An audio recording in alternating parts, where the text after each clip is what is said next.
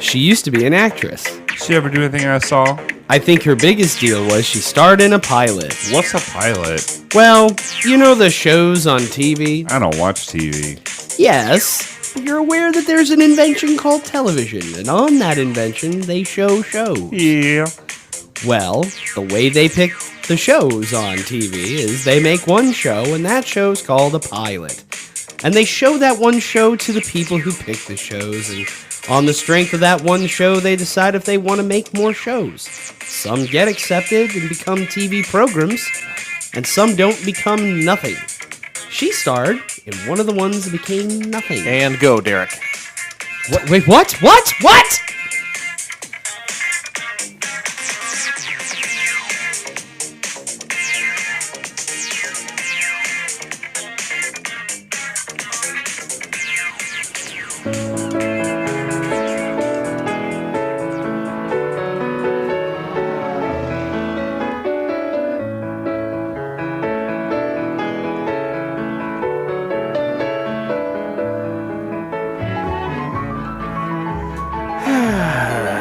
Welcome to Couch Pilots. All of you are my friends.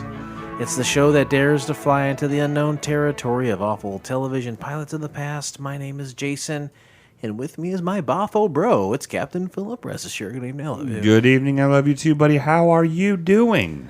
Feeling pretty good. Yeah, it's 2022. It's a new year. You're a weekend. I've made my resolutions. What?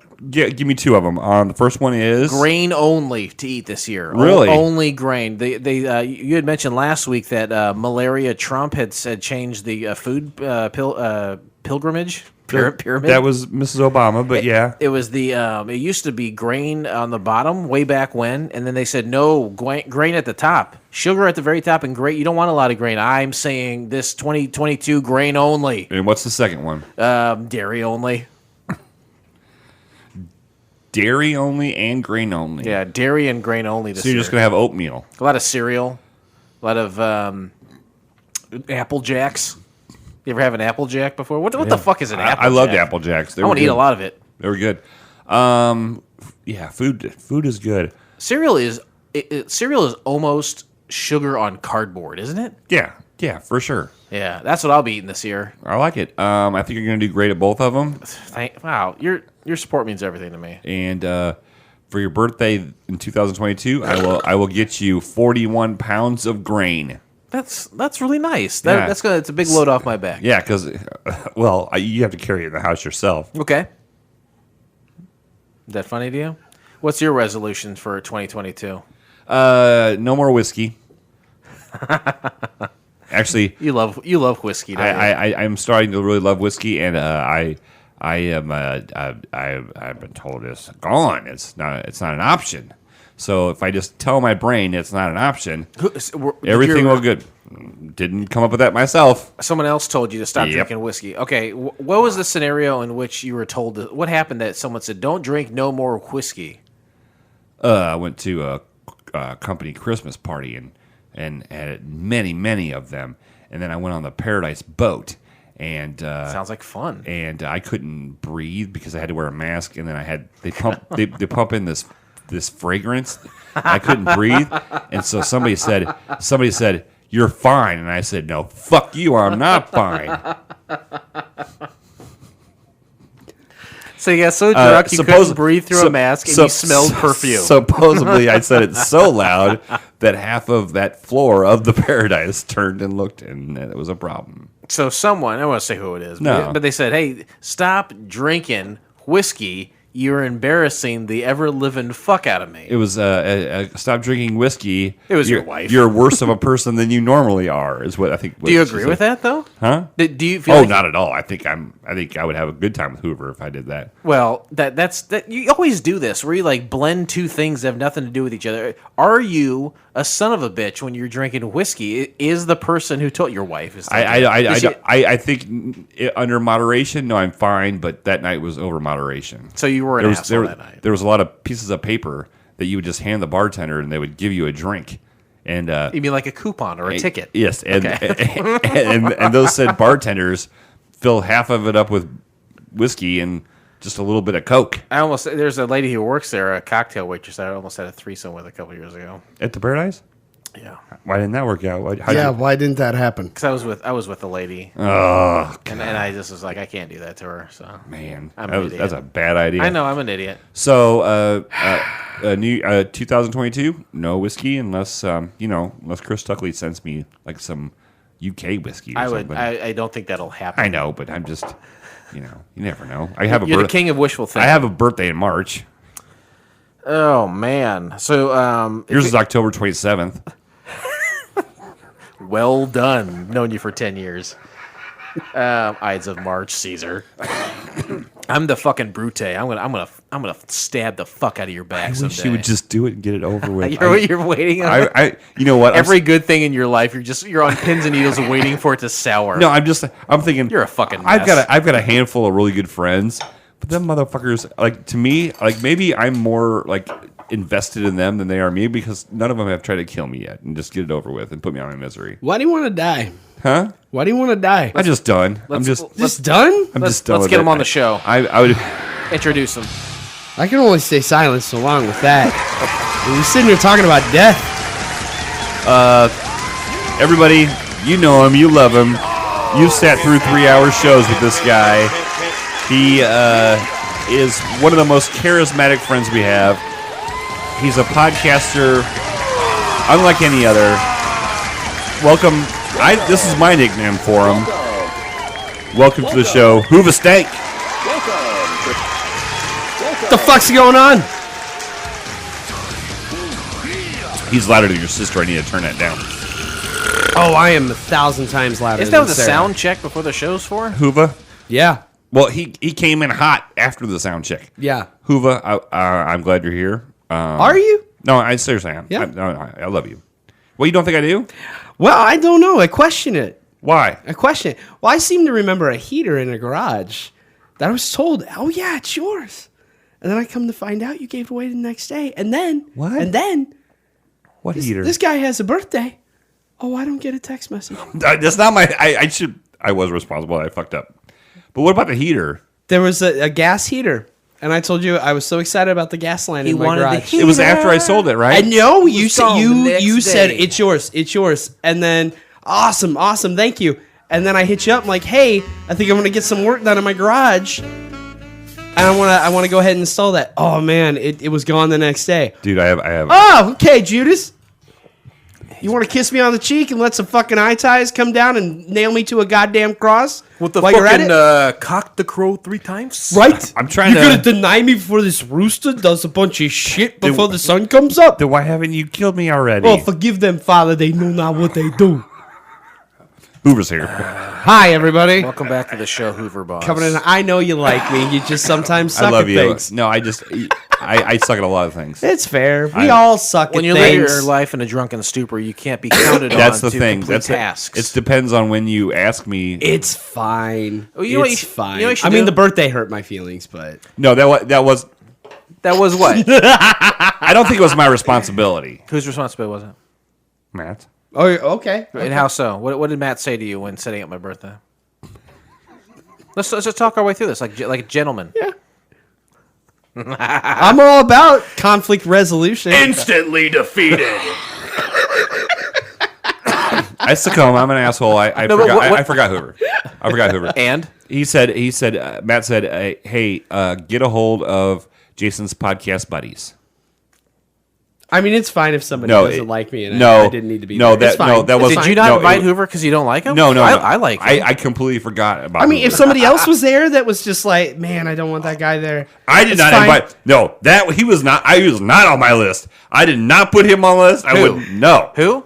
Shemansky. I did not contact him. She's a good boy. Don't. No, I'm just. besmirch him. But I the don't way know how Szymanski came up. But the way he's. Well, you said something about there's people there that. Oh, I was didn't just like. talking out of my. I was just talking out of my. Oh, ass. well, no. Well, I guess now I know Szymanski doesn't like me. No, Only met him no. A couple times. Shemansky doesn't like me. Well, fine. No, that's the first thing Blake thought of when it's someone I don't like. He thought of Blake Szymanski. He was part of a Couch Pilots Christmas Carol this year. I really lit a fucking candle. If you want, if you want, I can give you a free pilot's hat to make up for it. I'll autograph it. That's pathetic. Don't do that. Everything's fine. Don't be pathetic. Everything's fine. Blake. I'm not petty. I just wanted to tease This you. is going to bother me. You know me. I'm not going to sleep for 2 days. Why are you Wait, well, hold on. Because I don't want to hurt your feelings because I love you. I am so dead inside. Blake. Me too. Blake. So it's fine. Look at him in his eyes. The only time I feel anything is if it's in regards to fatherhood. Like it could be a song or a movie, and then I cry, and then I'm fine. Like Mulan. No. Oh. I don't get Mulan. Lion King? No. The Roberto Clemente No, story. movies like The Judge. Or actually, this was a What's fun... The Judge? The Judge, you need to watch it. It's a good movie. Robert Downey Jr. and Robert Duvall. Great movie. Okay. Fucking tour de force. I actually cried the other day, A Christmas Story. I've watched that movie a million times. Sure. Million times. It was the scene where the dad's giving Ralphie the BB gun.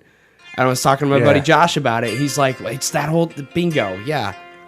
Cats in the goddamn cradle. I cry a lot for a lot of weird things. Yeah, it's weird shit. And I Yeah. was talking to my buddy Josh about that. He's like, yeah, no, it tracks. You become a dad, you start crying about Sure. weird shit. Because your perspectives change. Right, yeah. There's it centers the things you care about, and if it touches on that, then you're like, right. You get wistful. That's what happens when I listen to Winger. Yeah, I could see it.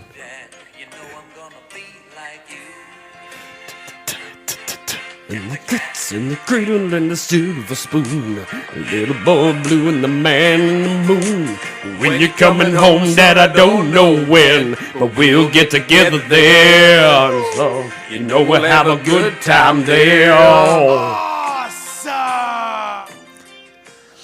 How about this, Blake? I think you and Derek are more alike than you think. I think you should look at him right in the eye and just say, you know what? I love you deeply. No, I do love you deeply. Well, hold on, I know. Let me finish and just say I'm sorry if I've hurt you anyway. I didn't mean to. It was not intentional I at all. apologize. I apologize. Look at each other in the eye. Lock eyes. You know that. I know. You know that. I know. I just wanted to bust your balls. To be honest with you, when I think about Hoove, I'm like, hey, if we're going to an event together, we're going to both drink the same amount, and he's actually going to outdrink me, so it's fine. Yeah. So when you I'm think of problematic. when you think of other people, you think in terms of how much they can drink against you. No, I was trying to make a thing that. Yeah, who's going to overshadow me so I can fly under the radar? Sometimes people, Because he rarely gets that luxury. Let's be fair. Sometimes and people then think, To be fair, I'm you meeting throw this me in guy. the mix, and it's like, oh shit. How am I going to fight this guy? Could I beat No, this no, no, guy? no. And in Blake's mind, it's like, how can this guy outdrink me? Can this guy make a bigger scene than me? exactly. So that Are we going to walk into this situation, and I'm simply going to be a Walther PP7, and he's going to be a nuclear deterrent? Bingo. Yeah, that's right. Blake hardly uses detergent on his clothes at all. Yeah. Yeah, I'm sorry, what the I fuck have did you sensi- just I say? have- Detergent? I have detergent. sensitive skin. Do you guys? I'm doing the Ashton Kutcher. I'm not even using soap anymore. That'd be fine. Are you? You're also going to star in a shitty movie about Steve Jobs? Sure. Great. Did you guys? Is the beef buried? There's no beef. There was no beef. There's no beef. He loves There's me. no beef. He knows I'm a fuck up. If it was a beef, it was like, I don't know, that 80-20 ground chuck. So barely meat.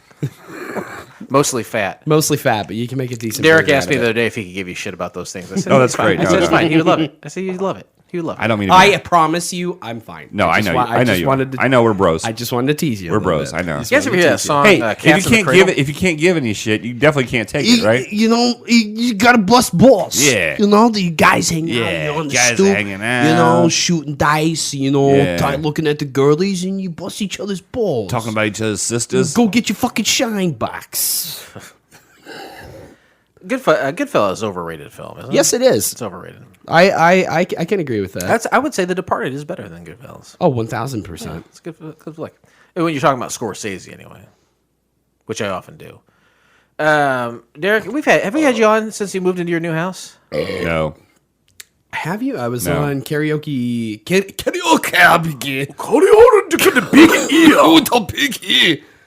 Shortly into moving into Right, this is a couch pilot, so it's a different CP. show. Are you with me? I'm with you. No. Last Couch Pilots actually might have been. It was pre. I think it was my birthday episode. when you gifted me yeah. that bomb ass gin that I still have. I've been. It's so good you still have it. I'm well. I Special don't. occasion. I don't want to get bussin'. blasted during peak because Sipping even on though this is gin coming and out juice. in 2022, Back. I'm in the middle of peak, so I try to pump the brakes. Peak on as some far of the as your drinking. job and how busy it is. Yes, how busy it is. I don't. Right. I want to. I don't want to be. Well, you lived in Correct. Pekin for before. How do you like being back in Pekin, Illinois? I'm actually pretty happy about it. I Really? thought I would hate it. I felt like I was a sad I thought- Midwestern short story or song. Oh, thank I you. like being back here. Thank you, because I live in Pekin, and I figured I honestly thought this when I knew about it. I was like, oh, me and Hoover are going to hang out more because he lives so close. Like Right. maybe 5 minutes at the most. If that. I know, dude. But he was mad at me because I did something. I was wrong. furious. He wanted that heater real bad. I was like an angry monkey, a furious George. When he said heater, I was like, I didn't give him a cigarette. I was like, I don't know. Well, when you're on karaoke, See, I Big think E, heater. I think either something that warms you or an illegal gun. Oh, yeah. One or the other. well, when you were on karaoke Big E not too long ago, it was you and then Blake and then Scott was here, and it was between three guys. He said we have the Bermuda Triangle. Yes. What are you doing? What are you doing here? You want to He's- take a beer? Take that. Grabbing a burr. That's an Angry Orchard. I don't know that Crisp. that's a twist. That's a pop top. It is a twist. I do apologize because there are tons of people that I wish I was getting to hang out with more. It's just things have been so hectic. No, it's peak time for you. It's peak time well, and it was like getting settled in the house, Sure, and no, starting no. projects in the I- house. I'm believe me. This is when people You ask know, me you about never, Derek. you never text me and said, "Hey, I need to borrow a Sawzall or anything yet." I haven't needed to yet, but Okay, well. it's coming, babe. Trust me. Every time I talk to Derek, without fail, he says things are so hectic right now. I seriously think every time I talk to you within the past couple of years, have the past few years, week after week, day throughout day, has it been hectic for you? Because I feel like it has. Every time I see you, For you say it's the hectic. most part. So what is happening? What does this land on your shoulders to correct this? You don't want to live a hectic lifestyle, do you? I don't know. I think I got like maybe another year or two. Before It just mellows. okay, I thought you were like going to wait before you pass to the other side. What, die? Yeah. It's really hard to kill me. But every time I talk to Derek, Nature, God, and other humans have tried. It like, just Derek doesn't take. Like, how you doing, buddy? He's like, things are so hectic right now for like 3 years now. Yeah, pretty much. Well, you got to think about it. I went from like being in the car industry Okay. to having a kid Right. to. I mean, when has shit not been nonstop? Because we started doing the podcast. I was selling cars. In the middle of selling cars, I took that job as a went to the bank. manager. No, I was a sales manager Okay. at the Bloomington store. You went to the other. Yeah, you went to the. Then we other- found out we were pregnant, so I went back to selling in Morton, and then we had the kid, and I'm like, I don't want to sell cars anymore. There's no gap in there. There's zero gap. It's been hectic for 3 I years. had 1 month that was not hectic, and it was possibly one of the best months of my life. I believe you because you can recall it. Yeah. Oh, we're gonna talk about that now? No. My total recall. No, I'm just saying, like you. It's not a tumor. It's not a tumor. Things are so busy. she has 3 titties. What did you do with your month of freedom? It was awesome. I had the month of July off in 2019. The entire month off. What did you do? It was great. I just at that point Henry was just a couple months old. Did some house renovations during that time, probably. Right? No, didn't Oh. really need to because I kept up a lot of stuff at the Okay. old house. It was literally like every day I just get up and we'd do all sorts of fun stuff. Feed him, tummy time. He'd take a nap. We'd nap together. The house was constantly clean. Everything was constantly on point at the house. Every day she'd come home from work. Dinner was ready. Everything was good to go. Laundry was constantly done. Dogs were How did that well feel? taken care of. That 1 It month. felt fucking amazing. Get back I was there. I was a house hubby for You a got to month. get back. Get there. back So like there. while he's napping, I'm watching. I downloaded all these different apps onto our Roku. I'm like watching Magnum PI. I'm watching A Team. I'm watching Knight Rider. Sure. Just enjoying myself with this. Get back with this there. little baby. What's your big takeaway from Knight Rider? That one man can make a difference. That car is British too, right? Yeah. Kind of. Yeah. Sort of. And also on St. Elmo's or what? No. St. Elsewhere. Oh, St. Elsewhere. Yeah. St. Elsewhere's fire. And that car was evidently also a teacher on Boy Meets World. Was it the same guy? Is the same actor? He was the voice of as soon as you mentioned that, I was like, oh, he's fucking on it. The voice of Kit was Mr. Feeney. Was Mr. Feeney, and he was also on St. Elsewhere. Guys, let's do a Mr. Feeney podcast. Let's do it, guys. Could we? I think I could squeeze it in. I bet you Dustin has time to squeeze in a 14th fucking podcast. There's no way you're going to be doing more than one podcast, I tell you right now. What else we got for Hoover Boss? Yeah, what's going on? What's the haps? You two seem to be really getting on. I don't want to step in the way of that. We're getting on. What's the haps? Getting on. We're getting on. Yeah. We're good. Oh, let's get it on. Last time I saw him, he had the same shirt on. Oh, baby! Masters of the Universe. Yeah. I actually hadn't worn it in a while. Was it Kevin Smith that's rebooted that cartoon or something like that? Was it? You got a couple reboots going on right now. You got a CGI one that's geared heavily towards kids that seems to be doing pretty well, and then you got the other Netflix series, Masters of the Universe Revelations. There's two Masters of the Universe shows right now? Yeah. Two separate ones? Yeah. Which one? Is Kevin Smith involved with one of them? Yeah, he's involved with Revelations. What's that, the adult one? That's the more adult one that's traditionally animated. There's a lot of Skeletor fucking. A lot of bone. You're not far off. Good Lord, really? Yikes. Yeah. Is She-Ra in it? No, but if they do a season 2, she might be.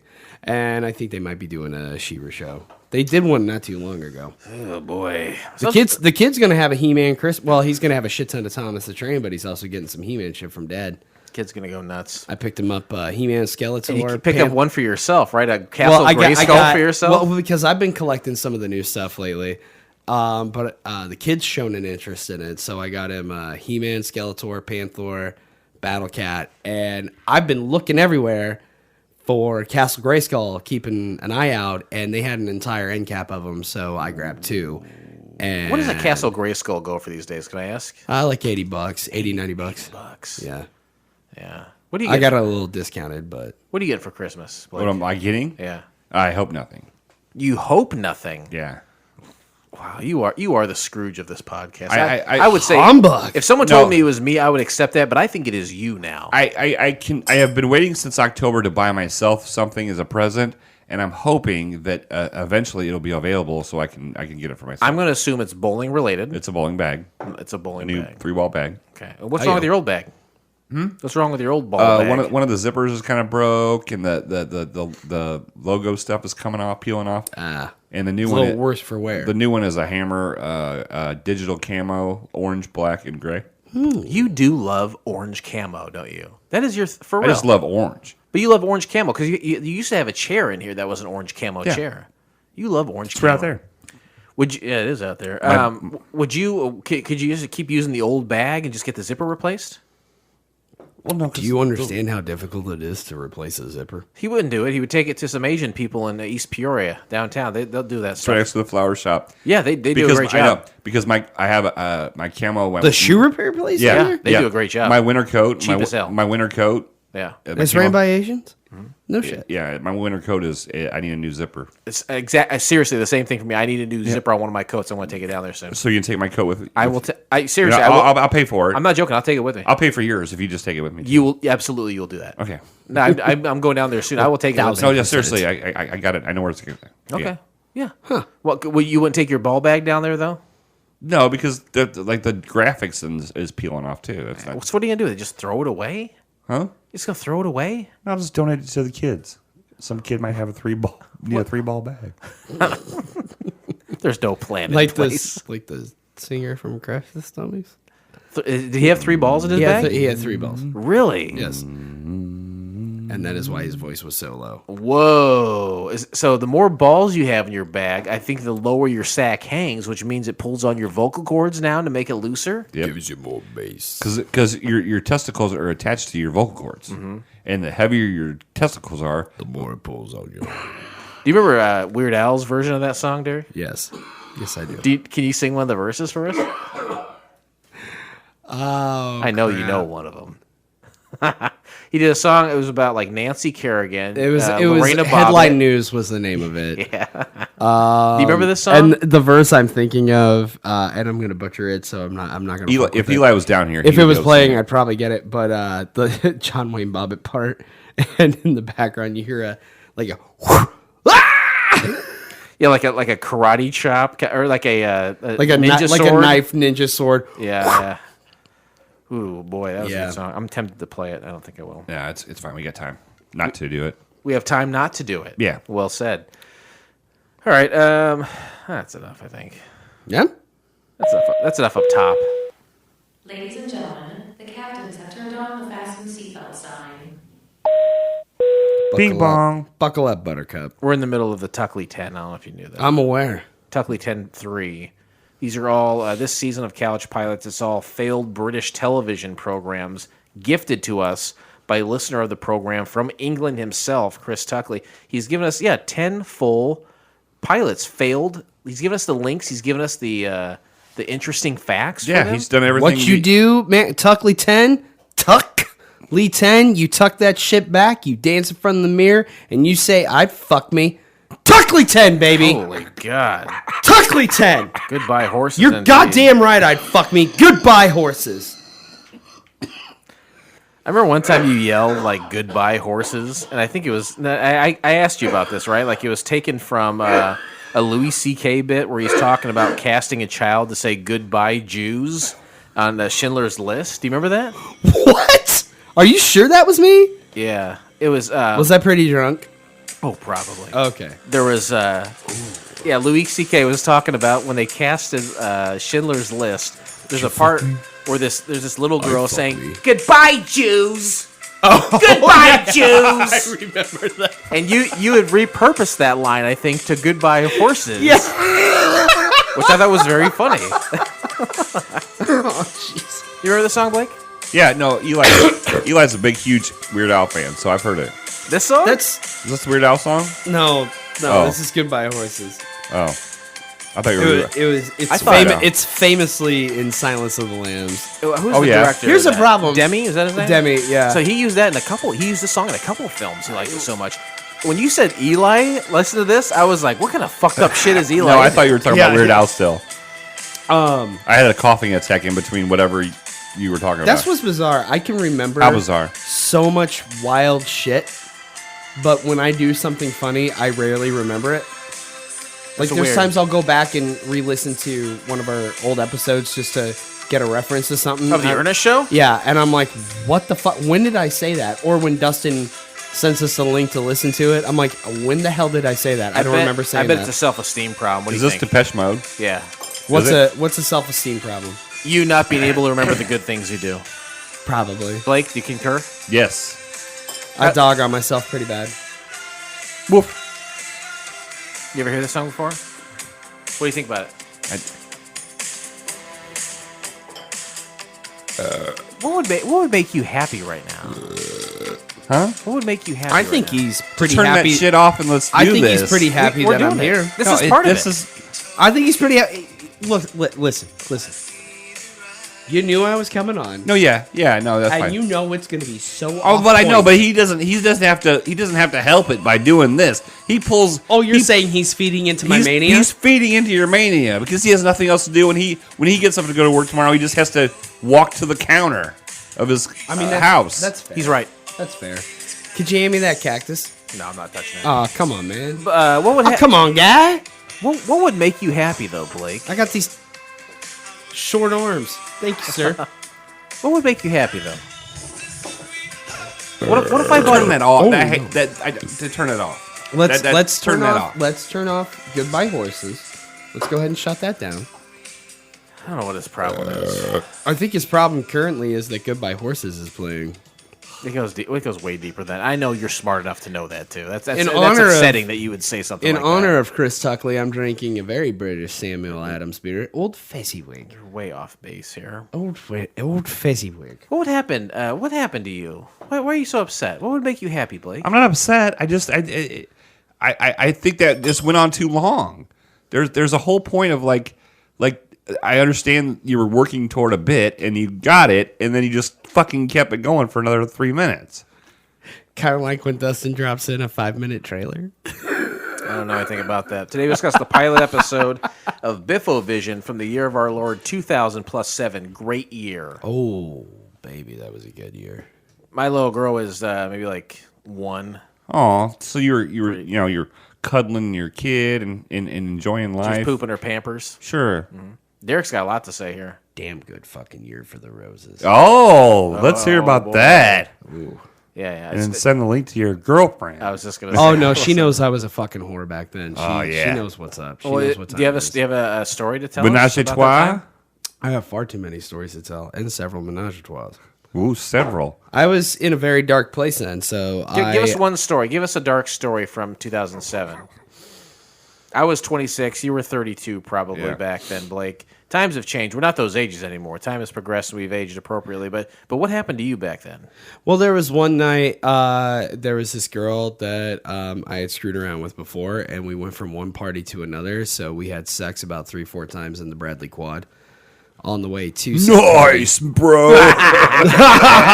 That's the very that is the churched up version of that story. Yeah. That's it? Where's she at? We expected a little bit more. Blake. Where's she at today? Yeah, where is she here? No, Did you bring her with you? Ladies and gentlemen, welcome Come on in here, Bradley Quad Girl. Bradley Quad girl. She only has one leg. No, I mean, there's, I don't know. I wasn't in the best place. So Debauchery, right? I dealt with it with debauchery. Yeah. I drank a lot and I fucked a lot of people. But I thought there was gonna be a story. That's a good. You know what?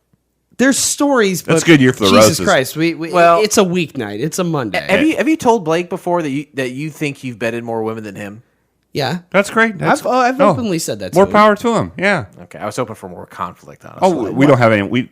No, it's there. You just are not. Why would there be addressing it. conflict there? Well, I surmise that I probably slept with more people than Blake. That's not to say that he slept with a low number. He probably has a very respectable number. That's fine. I'm just saying I had a very dark period where you guys have gonorrhea. not a drip. And now, Not a drip. It's messing with our. Derek mental- has chlamydia. Did you know that? No, I do not. No, I do not. I think the worst thing I ever had was a UTI. Yeah. It stands for chlamydia. That's not what that stands for. Well, not from my understanding. A UTI means I got poop in my butthole, my pee hole. That's not correct either. He wiped his ass with his cock. That's Somebody's ass. none of that is true. You guys both have syphilis? No, we don't have the head sores or Adolf Hitler level madness to. That's what Al Capone died of. I don't know if you know that. They took him to Rikers Island. He died of syphilis. Brain rot. If you're gonna go out, just go out like that. right? Yeah. No, Fuck your Oh, yeah. way. I don't want to go out that way. I want to Way fuck. I want to inside. go out. I want to go out fucking so many people that like my brain melts as I sit in a jail cell. Oh, okay, okay. You know what I mean? Like you, because if it was me, you, and Al Capone sitting here right now, and we're like, oh, I fucked this many girls, and you said, oh, I fucked this many girls, And then he would sit Al over Capone there and be goes, like, I "You fucked knows girl- about a lot of talking about." I fucked no man girl. My brain is dead. I'm like, you know what? You win, buddy. Let me ask you something, Blake. Say tomorrow, heaven, God forbid, oh my God, heaven forbid, Molly passes away. What do you do in terms of women? How long do you mourn, and what would your game plan be going forward to? I would mourn in the fact that I got 6 months. Okay, so Before- that's acceptable. No, hold on. 6 months, and then for the next 6 months, I would justify my sexual activity as being in pain and mourning and trying to fill a void. Right. And then after that year is up, then I can just be a normal person and fuck things too. That's fair. But the first 6 months would be under the guise of mourning. Sure. No, for sure. So how would you go about? Would you have a plan to do that? I'm sure you think about it every day. Well, actually, I more to think about, how quickly she's going to bounce back after I kill myself. Well, just tell me. What would you? Would you be like fucking your way through the moose? Is that what it would be? No. I'm I'm a member of the I would, Moose I would, Company. I would, Yeah. I would try a bunch of different apps that weren't available at the time I could have apps. Okay. Oh, so it'd be an app thing. Yeah. Because did you live in a time of apps? Early on, I mean, that's how me and Molly met. Was like, well, no, it wasn't apps; it was websites. I mean, it was like Match.com was a website, not So an app. you went to Match Sure. to meet Molly. But Yeah. did you pay for it? No. So you did the free version. And I did the Plenty of Fish like you did, and it just, you know. You drown in there. Yeah. Very good. All right. Well, let's go back to 2007. I was going to say, I'm talking about that. Minds. You could do your interesting facts, but in talking about the three-way across the quad, I am safely and securely back in 2007. But by all means, You had a three-way across the quad? no. The three-way was the following weekend. But did you not just say what I said, though? Did I? Did he? You did. Okay. Oh shit! I'm sorry. I That's thought- okay. I You thought you said meant, like- you I'm said the three-way through the quad is what you said. Oh, I'm sorry. I'm the sorry. the I'm sorry. thrusts were so violent that you moved yourself away across the quad, is how I interpreted that. But Yes. like- Yes. Okay. That is exactly how I made it worked. the way you said it, there was checkpoints. I did almost. Throughout the quad. Yes, but I did almost have a three-way. There's a that night, water too. station. You gotta. It's like in a marathon. Yeah. You know, like fucking New York or You got a Chicago. a Michelob we're just Ultralight. thrusted through. Yep. And some fucking dude sitting there with a cup of water. I'm like, thanks, bro. Nope. Just keep going. He hands you a Michelob Ultralight as you go to the next station. Is that what happened, Derek? Bingo. Okay. That's not how it happened. College girls can be fun. Yeah, they can. I had so many misfires in college. I tell you what. It sounded a lot like that. Yeah. I was dating a lady at the time. I shouldn't have been dating that lady for that long. No, that'll mess up your score. It really fucked up my score. Anyway, here's some things that happened in the UK in 2007 because again, that's where these pilots came from. Sure. Yeah. I mean. Yeah. Thank you. Thank you. I appreciate the support. I missed my beat I left it earlier. open for you. January 1st, Doctor Who spinoff, The Sarah Jane Adventures, aired starring Elizabeth Sladen as Sarah Jane Smith. We watched The Failed Canine and Company. Remember that? Yes. With the robot dog? Robot dog. Yeah. I wish you would get robot dogs instead of real dogs, Blake. I think if you would just spend some time with her, she wouldn't bark at you. Spend some time? You want me to come over and come here like with the intent to spend time with your dog? That would be the purpose. I'm not fucking No, doing you would that. have to come all the way up. To be honest with you, two people besides you have been here tonight, and she hasn't barked at either one of them. I was at Hoover Boss's house last week, and all four of his dogs fucking loved me. It is true. I saw it. Right, but what I'm telling you is, But the one Mika, like, I'm the only one she wouldn't jump on. Like, she'd come near me and she's like, I want to smell you. no, she was like, he's so short. If I jump on him, I'm gonna. He's not that short. That's rude. That's rude what you just No, said. That's rude and that was hateful. It was rude and it was hateful. He's the average height of a man. Here, listen to this. Mika's a shitty dog. No, She is. I bring the dog treats every fuck week. you. No. I bring the dog She's treats. not a shitty dog. And she barks at me like I'm a fucking animal like her. The other dog loves me. Well, it's because these animals know that you don't want to. Yeah, You're wrong. You're wrong. No. Because I go over there and I pet Mox and I love Mox and the dog But sits there. he ran from you for a long time.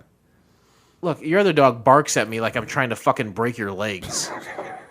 He's not a good dog. but she That also Mika's a jumps bad up to dog. you looking for attention. It's just No, a- she doesn't jump it's just on a me dumb because dog she knows looking what's for up. Food. It's a bad dog. It's a rotten dog. I don't like your attitude Totally. right now. Total, You know what? total It's poor misfire. attitude. Hey, you know what? It's poor attitude. Thank you very much, Hoover. Well, I don't know how you can say it to me. I went to your house and all those dogs loved me and I treated them with respect. You did. You did. Yeah. I just think you're having a poor attitude towards this one. I think you're think- intimidated. he wasn't- You're intimidated by the dog's height and No, bigness. No. If that dog like nipped at me, I'd fucking rip its jaw off No, and you shove it wouldn't. in its arsehole. No, you wouldn't. Yeah, it would. That dog wouldn't nip at you anyway. Well, there you go. She knows better. One, the dog wouldn't nip at you. Two, I'm sorry. She'd eat you. Come on. These things weigh like 120. Hold on. maybe. Hold on. I She say would gouge this, your eyes out before I you. say this with love. You don't strike me as a 1-2 punch kind of cat. I'm not punching the dog. I'm ripping its jaw off. You wouldn't punch a dog. Okay, if you can't punch kicking it in the ribs. Hold on. If you can't punch a dog, how the fuck you gonna rip off its jaw? You've never punched a dog? Are you saying to get a jaw Have off you of punched a a dog? dog? is Yeah, not I've had punching to a- punch Don't it. say that out loud. I've had to punch a dog before. It was a vicious dog. It was a jab. It was a quick jab because it was acting out of line. It was being And it was super hitting on bad. your girlfriend. No. And it was trying to get at me. It was Okay. trying to get at me. It was Sure. being No, a I get you. bad I dog. get And you. it wasn't like a haymaker. No, It just, yeah, it was just a pop. Pop. Yeah. Make it size water. Pop, Make right? it size water. Yeah, right by the snout and Yep. say, and it stop it, and, like snap my finger, and never had a problem with that dog ever again. I never laid a hand on a dog. He's fucking punching dogs, and I'm eating shit over here like I'm an asshole. I never fucking hit a dog. Well, I guess you're not an alpha. All I gotta say is I'm about ready. I think I'm about ready to end the podcast right now. Oh, come on Just now. just this episode. Fair.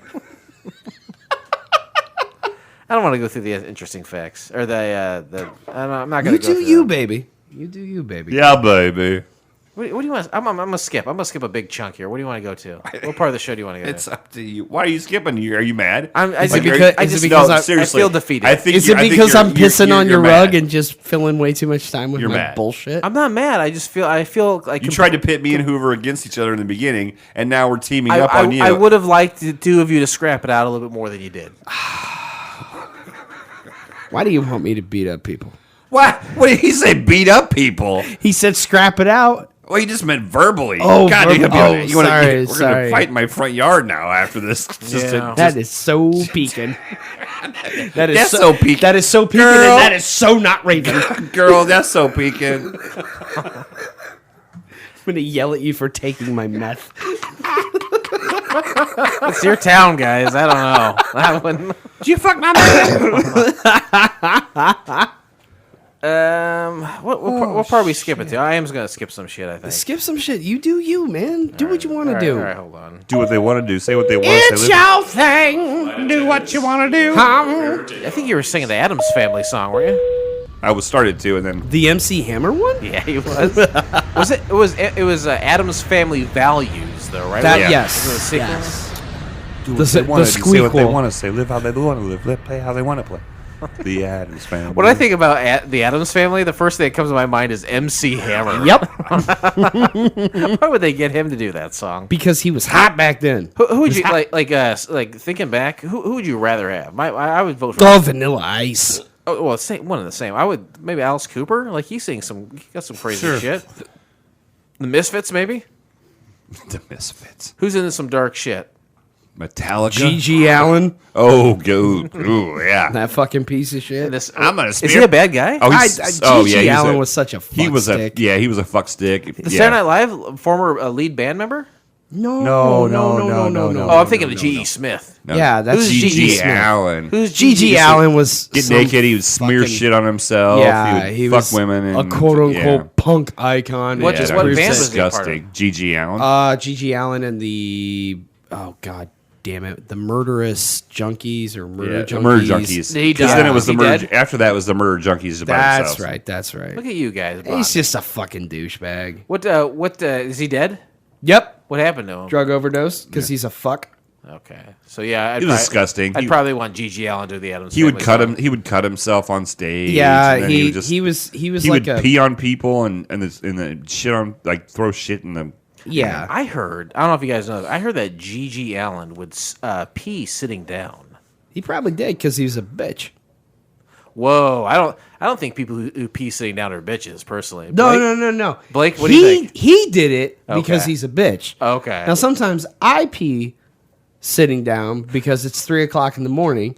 My toddler wakes me up. I Yeah. gotta piss, and I'm Yeah. like, "Fuck this! I don't want to stand and try to aim." So I What just do you sit the think fuck about that, down. Blake? Hey, some people pee sitting down so they can watch TikTok. Do you, Yeah, Blake? that too. Blake exclusively pees sitting down. It's actually better for your bladder, evidently. So I heard. Squatty potty. You're- Oh, I would love to have a squatty potty. Hey, listeners out there, if you want to get me a squatty potty, I will. It use helps you avoid hemorrhoids. It heals all your hemorrhoids. Is what it does. That and brown sugar. Brown sugar. How come you taste so good? Hold on, let's go to the next part of the show. Biffovision is somewhere. I'm sorry, I'm derailing your No, shit. it's- So We knew what we were getting into. Yeah. Okay, fair We enough. signed the contract. We Welcome to 2022. Summary of the pilot. Biffovision was a comedy pilot that evoked the genial, low-budget DIY spirit of a bygone era of Saturday morning telly with a grown-up take on kids' TV. I'm gonna give it a B. It was kind of wordy with like big bunch of fancy words, but Right. I understood the concept. I'll give it a B. Yeah, no one wants to hear the word bygone and genial in the same sentence, right? I mean, Speak for yourself. If you're gonna hear the word I only do. If you're Okay, gonna hear fair. the word bygone, you want to hear the word bygone right after it because they buy. Thank you. Okay. Come on, Hoover, that was good, right? bygones. It was fair to Midland. Ladies and gentlemen, this is this part of the show. It's called Interesting Facts. Chris Tuckley has found facts about this show that you may not know.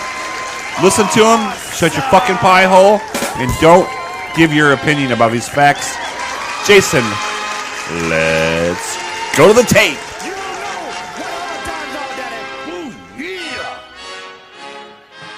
I sent you a picture of his action figure the other day. Chris Tuckley's? No, Dusty Rhodes. Dusty Rhodes, the American Dream. You don't know what hard. Do you have hot times are, times? You don't Did know you- what they are, Daddy. Did you have somebody? Derek's going through a very hectic time right now. Okay. Did somebody have things a? are hectic, Did okay? somebody steal my bicycle? I don't know. All I hate know that fucking is line. that things are hectic. You're doing great, Excuse me, Derek. You're winning. You're doing great. You're doing great. So- I try. Like all of the interesting facts for this season. After of, Christmas is over, smooth sailing the rest of the year. God, I hope. Yeah, unless we have another global pandemic. Or some fuckstick quits and I gotta jump back to 6 days a week. the next variant I heard is called Omicron Persei 8. Did you know that? Thank you for saying that because you understand how many times I've thought that. Everyone thinks that when they hear it. Hopefully, And if you don't think it, then you Up your bum. are- Guys, everybody. Up your nose with the rubber hose. By the way, everybody, it should be called the flu because that's what it is. this episode's a fucking nightmare. No, it's not. Why? This is what you wanted. This This is what you You're right. wanted. wanted this. You create the things you hate. Yeah. The facts I'm about to give you, the first Perfect. three anyway, are from Chris Tuckley himself. He gave us all these links this season for the failed pilots. He also gave us some of the interesting facts. The first one being Biffovision was aired on the BBC Three at 3:15 a.m. Jesus. on March 26, 2007. The show's rather strange broadcast time was apparently down to it being the end of the financial year and the only slot available. As a matter of fact, by the time the pilot was commissioned, they only had 4 months to complete it. Wow. Fact. Big fact. That's a very interesting fact for sure. Probably shouldn't say that. Mr. Easy there. Mr. Biffo is the online alter ego of one half of the show's writing partnership, Paul Rose. Fact. Okay. Writers Tim Moore and Paul Rose previously collaborated on the Digitizer video game review pages on Channel 4's Teletext service. Teletext, created in the UK in the early 1970s, is a standard for displaying text and rudimentary graphics on suitably equipped television sets. Teletext sends data in the broadcast signal hidden in the invisible vertical blinking interval area at the top and bottom of the screen. The teletext decoder in the television buffers this information as a series of pages, each given a number. The user can display chosen pages using their remote control. Fact. I'm going to pause interesting facts real quick. Yeah. This is a big part of understanding the roots of this pilot, by the way. This Digitizer. Not only is Digitizer the song that we heard when we introed Right. the show, but also I don't have a context for this. No, the not at all. closest thing that I can think of, honestly, is in the 90s, like the early to mid-90s, when the good people at Sega said, why don't we have a Sega channel where you could, through your cable company, play Sega video games through cable. You could pick the game you wanted. It was like an early version of the internet. That's what I think this is. Yeah, that was the thing. That's what I think this is here. The Sega Channel was only around for a couple years. It did not take off. It was pre-internet. A lot of things, but Sega didn't take off. That's absolutely true. Sega Saturn. Yeah, that was the last. Or not? No, the Dreamcast was the death knell, I think. Oh yeah, that was the death knell. But I think the the Saturn was right before that. It did not go Yeah. well. Yeah. Anyway, Yeah, two stinkers in a row. Digitizer with Teletext was apparently a service through your television and the cable company in the 70s, 80s, and 90s. But we have no equivalent here in the No, United not at States all. of that. It's a complete. When I kept seeing this over and over again when researching this, and it's an idea that is completely foreign to us in the United States. But when we got the internet, like the mid to late 90s, apparently in the UK they had a version of that through their television that they What could was it called? access. It was called Teletext. Okay. But Digitizer was part of this service. Anyway, next interesting fact here. The kids in Mr. Botton's classroom are entirely made up of Paul Rose's, who again was Mr. Biffo, his eldest daughter's real school friends. He even did all the drawings on the wall behind Mr. Hugo's desk. Fact. The whole baby factory scene was filmed in Paul Rose's shed, while the videos shown during the Pop Pickers segment were shot in Paul's living room and local woods. Fact. Wow. In the final fact, Paul Rose is quoted as saying, "For me, the thing I love most about Biffovision is how it incorporates so many different elements. The way the brilliant music, animation, puppets, props, and all cast came together. It felt rich. It made a success out of its tiny budget. It was probably the most satisfying time I've had in my career still to date. Sitting in on the editing, realizing that the opening sequence wasn't working and then being able to turn it into something completely different, which did work, that for me is something that I have never forgotten." End of interesting facts. Great job. Huzzah. That's a song by OMC. Two Live Crew. 1 million clowns is what it stands for. Interesting facts, I suppose. Ladies and gentlemen, welcome to the part of the show. Show. Where Where? you just gave the interesting facts. We're done with that, though. Twitter responses. Okay, let's revamp. Not do it right because you messed up. Did I say interesting facts? Yes, again? you did. Twitter responses. Twitter responses. I wonder if Jason got some Twitter responses. All right, this is a part where you actually will have to edit, because there are two things that could happen here.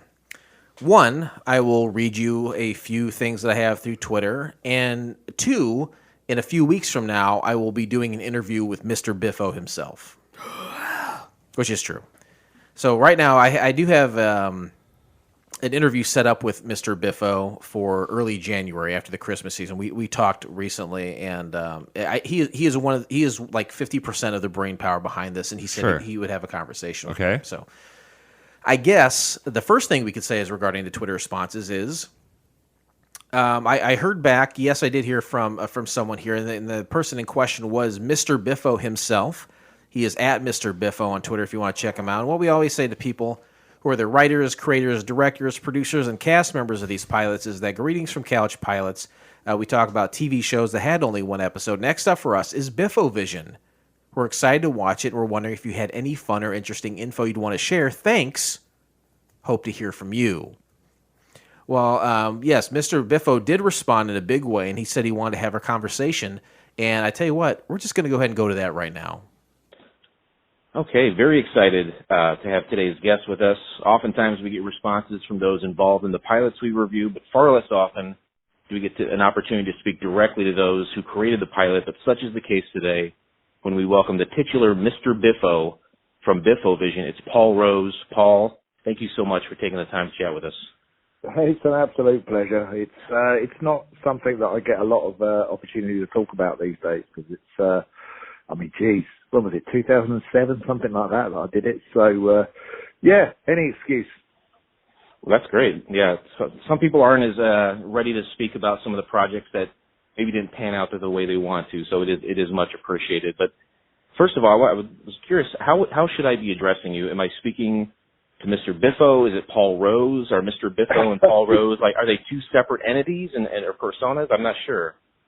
Do you know what? I'm not sure either. I'm Paul Rose is generally who I am. That's my real name and my professional name. And then Mr. Biffo is, I don't know, it's become a nickname. I have friends who call me Biffo, but everyone else calls me Paul. Well, can I ask, where did the name Mr. Biffo come from? When did that start? Why create a moniker like that? Well, I used to be a video games journalist. That's kind of in a very roundabout way what led to Biffovision. But I did it for this. We used to have a service in the UK called Teletext, which was kind of like the internet, the internet, very, very sort of basic graphics. And it used to be on British TVs. And I wrote a video games magazine on there. And at the time, we, in UK video games magazines, it was really personality based. And all the journalists kind of, they'd have their faces sort of plastered all over the magazines. And we try to be anti that, so we just all made up stupid names for ourselves. But they stuck, and the more we kind of tried to be anonymous, the more people wanted to know about who we were and, you know, who the people were writing the magazine. So that's it. It came, the name Biffo, it came from a comics character in the UK called Biffo the Bear. It's as simple as that. Okay. It's not a more interesting story than that, but, he was a bear. He looks more like a monkey than a bear. It's a weird thing. But, yeah, I did not come across that in my research, so thank you. That answers that for sure. I didn't know that where in the UK it was, you know, people would create these monikers and these kind of, these mysterious backstories or what have you. And people, was that part of your gambit was to say, let's create this character and it will drive more people to want to find out. Was that purposely done? No, not in the slightest. It literally was just a comment on the sort of cult personality from British video games journalists at the time. It was intended to sort of do the opposite, really, and sort of divert attention from us. But it literally just sort of took on a life of its own, and then people just started calling me Biffo in real life. So yeah, it wasn't necessarily a done thing, and it's just stuck over the years. It's become a useful sort of brand, really, and I quite like the fact there've been times that I can hide behind it, and you know, it's use it as a bit of a mask. Yeah, no, I think people who do that sometimes it's not unlike like a Batman situation, right, where that person can kind of live in infamy forever. Like, you know, Kiss takes off the makeup, who are those guys? Or Daft Punk takes off the helmet, who are those guys? Yeah. Yeah. Well, I definitely came across teletext and digitizer when investigating for this interview, and it wasn't until I started doing research for Biffovision that I'd even heard of teletext. And you kind of mentioned it was like an early version of the internet you could access on your television, and it would give you like pages essentially of news, weather, and TV schedules. And then you had your corner of teletext called digitizer, where it was you and your writing partner at the time, it sounds like an on again, off again writing partner, Tim Moore, where you had the corner called digitizer, where you reviewed video games. Is that fairly accurate? That's it. Yeah, Tim. I ended up writing digitizer for 10 years, and then Tim was there for the first 4 years. Then he got fired because we were very naughty boys. We did used to push the boundaries of acceptability and taste and humour, and we were constantly kind of getting in trouble with our bosses. And then I was off on paternity leave 1 week, and they used it as an opportunity to kind of split Tim and I up, separate us. So yeah, and that's where Biffovision came from, because we wanted to carry on. He wasn't there anymore. I wasn't working with him, but we wanted to carry on working together. So we started pitching pilots or scripts to people. Okay. And one of them got picked up. So which was Biffovision. Well, it's such a bummer that they use an opportunity to split you up. And I have some information here too that I found about kind of what you were talking about, pushing the limits, having risque humor and some of the stuffy, uptight people at teletext wanting you gone. But you were so undeniably popular that they had to figure out a way to work with you. Why split you guys up if the popularity was there? It was more to do with people in the office. I think they didn't, because the humour was kind of weird, that people didn't get it, and I think it just irritated the sort of managers. And also, we came to the office every day and we looked like we were having fun. We were disruptive. We were disruptive in that office. We would throw things across the office at people, and there was, until the day I left, there was a huge stain on the wall on the opposite side of the office where I don't know what we'd thrown, some lump of meat or something we'd thrown across the office. We were really badly behaved, and I look back on it now and go, what the hell was I doing? I was a father. I had like mortgage and stuff. I don't know why, but Tim brought out the worst in me. I brought out the worst in Tim, and we treated it just like we were at school. It was really badly behaved. I find that, I'm a 40-year-old man myself, and I have friends that I met, a couple of years ago. I have friends that I'm still in contact with from over 20 years ago. I feel like whenever you meet someone, you're almost kind of locked in to where you were at that time of your life. So if you're a young man, you might act like a young man around that person for the rest of your entire life. When did you meet Tim, and does that relationship continue today where you guys kind of goof around like that? Yeah, I guess so. I mean, we don't see each other as much as we'd like, just because we've got families and it's just the way it goes when you sort of grow up. But I met him at Teletext when I first started working there, because I got the job as a graphic designer, and Tim had been given the job of writing a column about video games. And I said, well, why don't you turn it into a whole magazine section? And then they called my bluff and said, okay, fine. Well, you can write it with Tim. And it was just sort of fairly straight away we realised we made each other laugh. And so it sort of went from there. And yeah, when we still see each other, we've still got a weird sense of humour. We still sort of do, mess around and misbehave. But not as often as I'd like these days, but we're still friends. Well, that's great to hear. Yeah, in my head, everything always goes back to money. Is teletext a service? Does it cost money to use? If so, of course they want a bunch of people to use it, so why get rid of such a popular section of it, such as Digitizer, or try to, get rid of someone like Tim if you guys work together so well? But apparently they just had enough meat flying around the office, huh?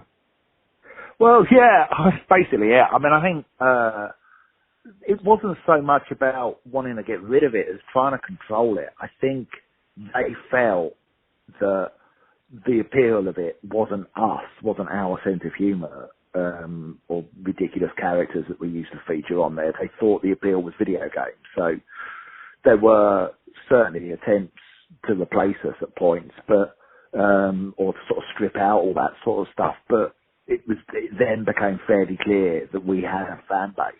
And like a huge, very vocal fan base that wanted Digitizer to sort of remain this kind of irreverent and anarchic thing. So yeah, it was more just, I don't think they got us, and so they didn't kind of get how the audience might have enjoyed us as well at the same time. Wow, yeah, to me, you think just the numbers would speak for themselves, but apparently not, huh? Yeah, you'd think so, because I mean, we were, back in the 90s, we were really popular. Yeah, for a while. It was my, I always know, it was my Sergeant Pepper. Yeah. it was my Beatles. I was thinking it earlier. I didn't say it because I didn't want to overstep, but it sounded like you and Tim jived so well together. I was going to use a John and Paul comparison, but I'm glad you said Beatles before I did, so thank you. Right, yeah. It's absolutely right. That's, I guess, and I think in terms of, I'll never do anything again that has that sort of purity, I don't think. In the sense that it's just, we were doing it for ourselves, not for anyone else. We were doing it for the joy of doing it. So I can definitely hear it in your voice that you look back at those times fondly, and it sounds like a total fun punk rock kind of experience. So that's awesome to hear. Yeah, and we got paid for it. So, as you say, always goes back to money. Yeah. Well, kind of keep it in the vein, and I'll jump around a little bit, I apologize, but in the vein of Digitizer and reviewing video games, we have a UK listener, or I think several, but our favorite UK listener recently contacted our podcast when he noticed that you are a regular contributor to Retro Gamer magazine, and he's been reading your work for a while now, and with all these ties to video game reviewing, I'm curious if you have like a favorite game genre, or what maybe some of your favorite games are, past or present.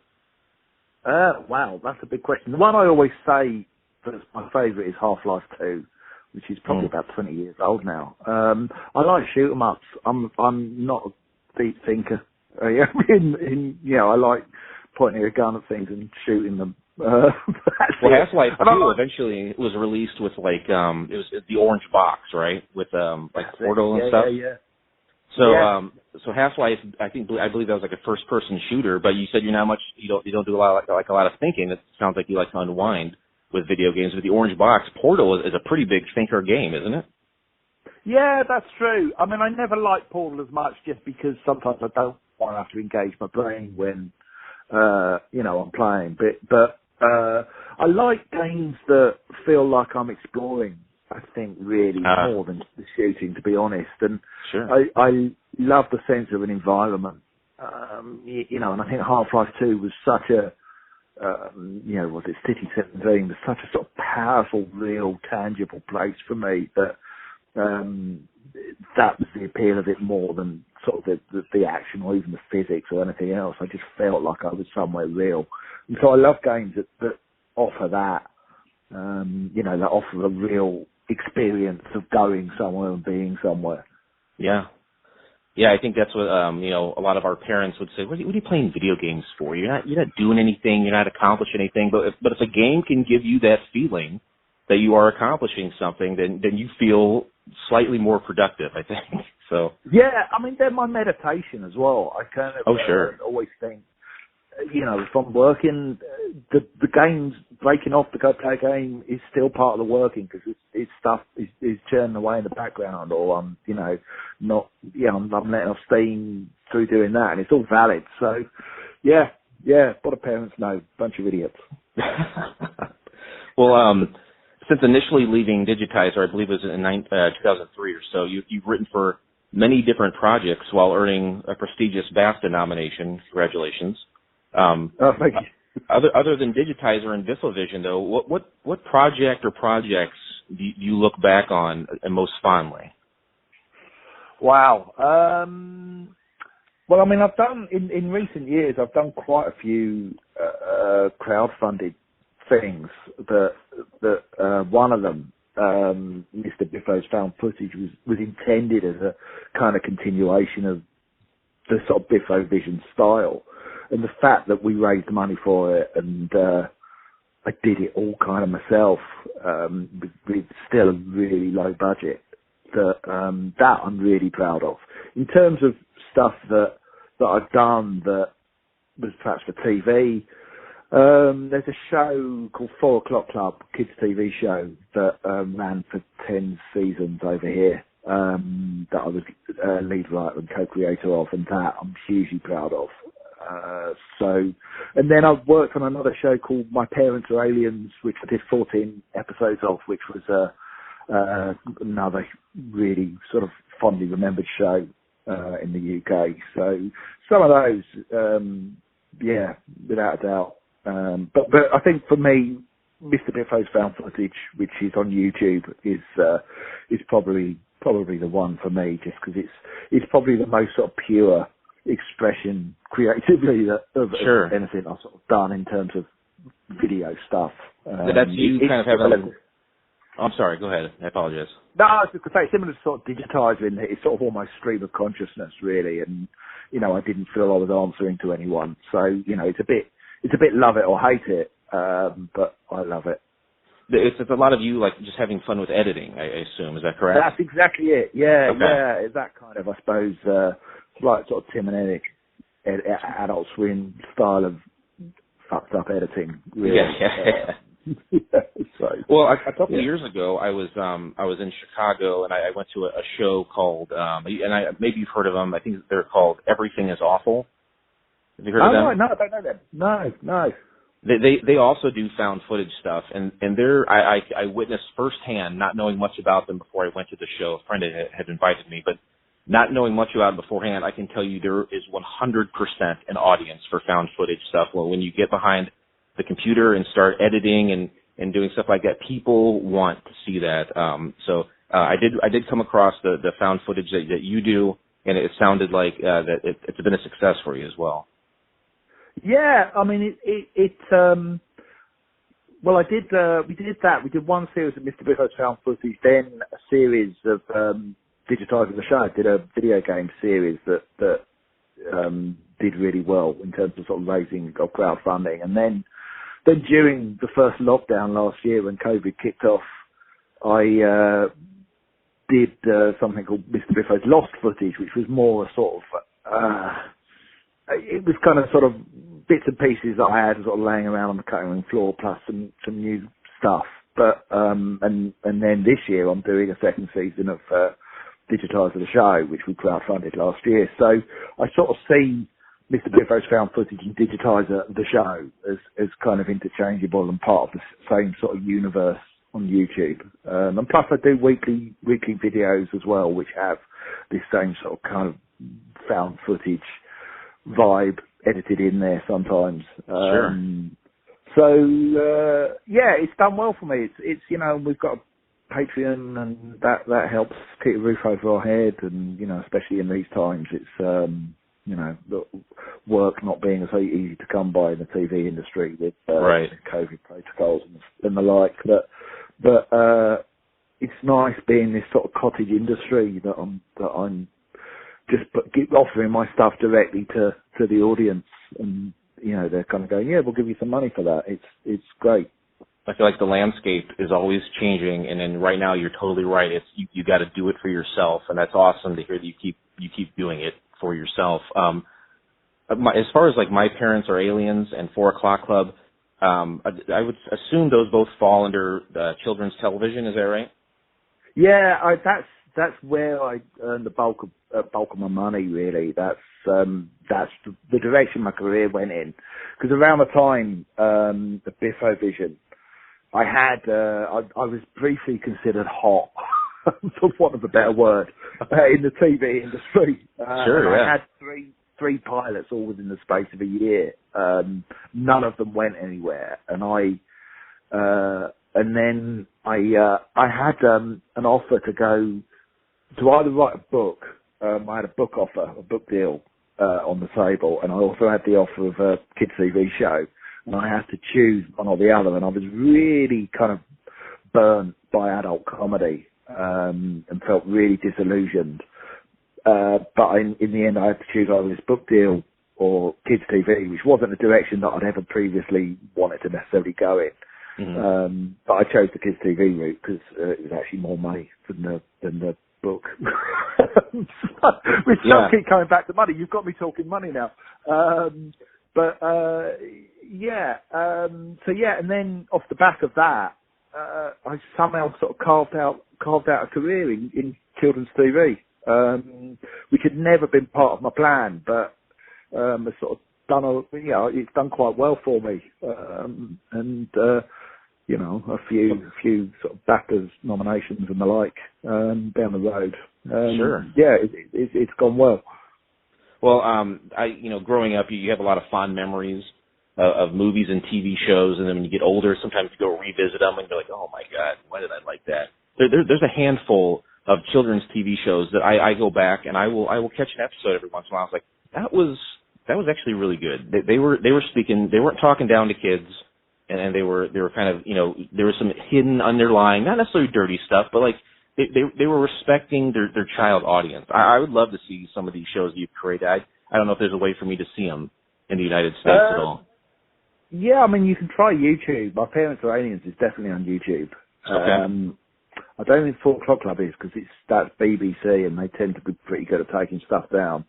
But I think My Parents Are Aliens is on there, definitely. Okay. Well, I will be doing some Googling later for sure then. Okay. Yeah. You briefly had mentioned a book deal before, and you did end up writing a book. Is that right?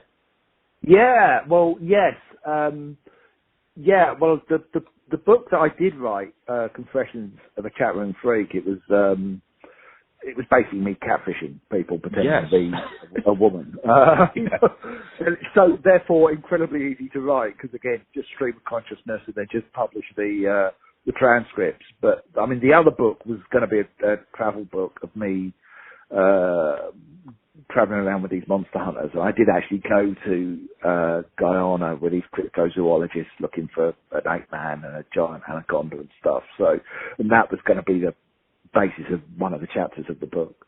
And I had all this other stuff set up with like these Yeti hunters in Northern California and the like, but they weren't offering me enough money to sort of enough of an advance to actually pay for all these trips and also live on for sort of 6 months while I did them. So, but yeah, Confessions of a Chatroom Freak. Yeah, that again, I was just hot for a while back in sort of the mid 2000s. I had a book come out and all these pilots. You briefly alluded to the fact that you were catfishing people. From what I've read, you're posing as a young lady named Loopy Lisa 21F, and you would chat to men online, and mostly about sexual acts they wanted to do to Lisa. And then, like you said, you published those transcripts. What prompted this idea, and how was that received? I find it so ridiculously hilarious. I'm interested in the origins. Well, it started out because I did it to a former friend of mine. I'm not proud of this at all. I think I'd had a few beers one night and with some other friends, and we just started doing it to this guy. I felt, and with hindsight, I feel terrible about it, but it was so funny at the time that I thought there's something in this. There's a book in this.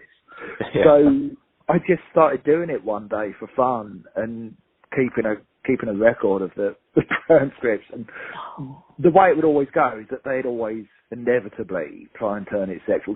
What I'd do is I'd just go and sit in this is back in the days of AOL, and I'd just sit in a chat room and with the name Loopy Lisa 21F. So I wouldn't even kind of say, hey, who wants to chat?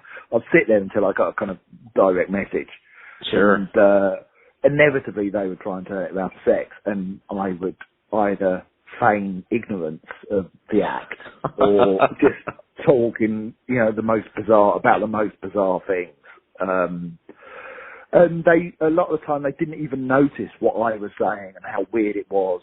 And there were a few times, and then they'd of course ask for photos, and so I had some stock pics of myself in the most bizarre outfit that I'd send. And again, some of the time they wouldn't even notice that I was dressed extremely bizarre. I had this weird rubber afro wig that I'd wear that just made my head look like a kind of 8-ball.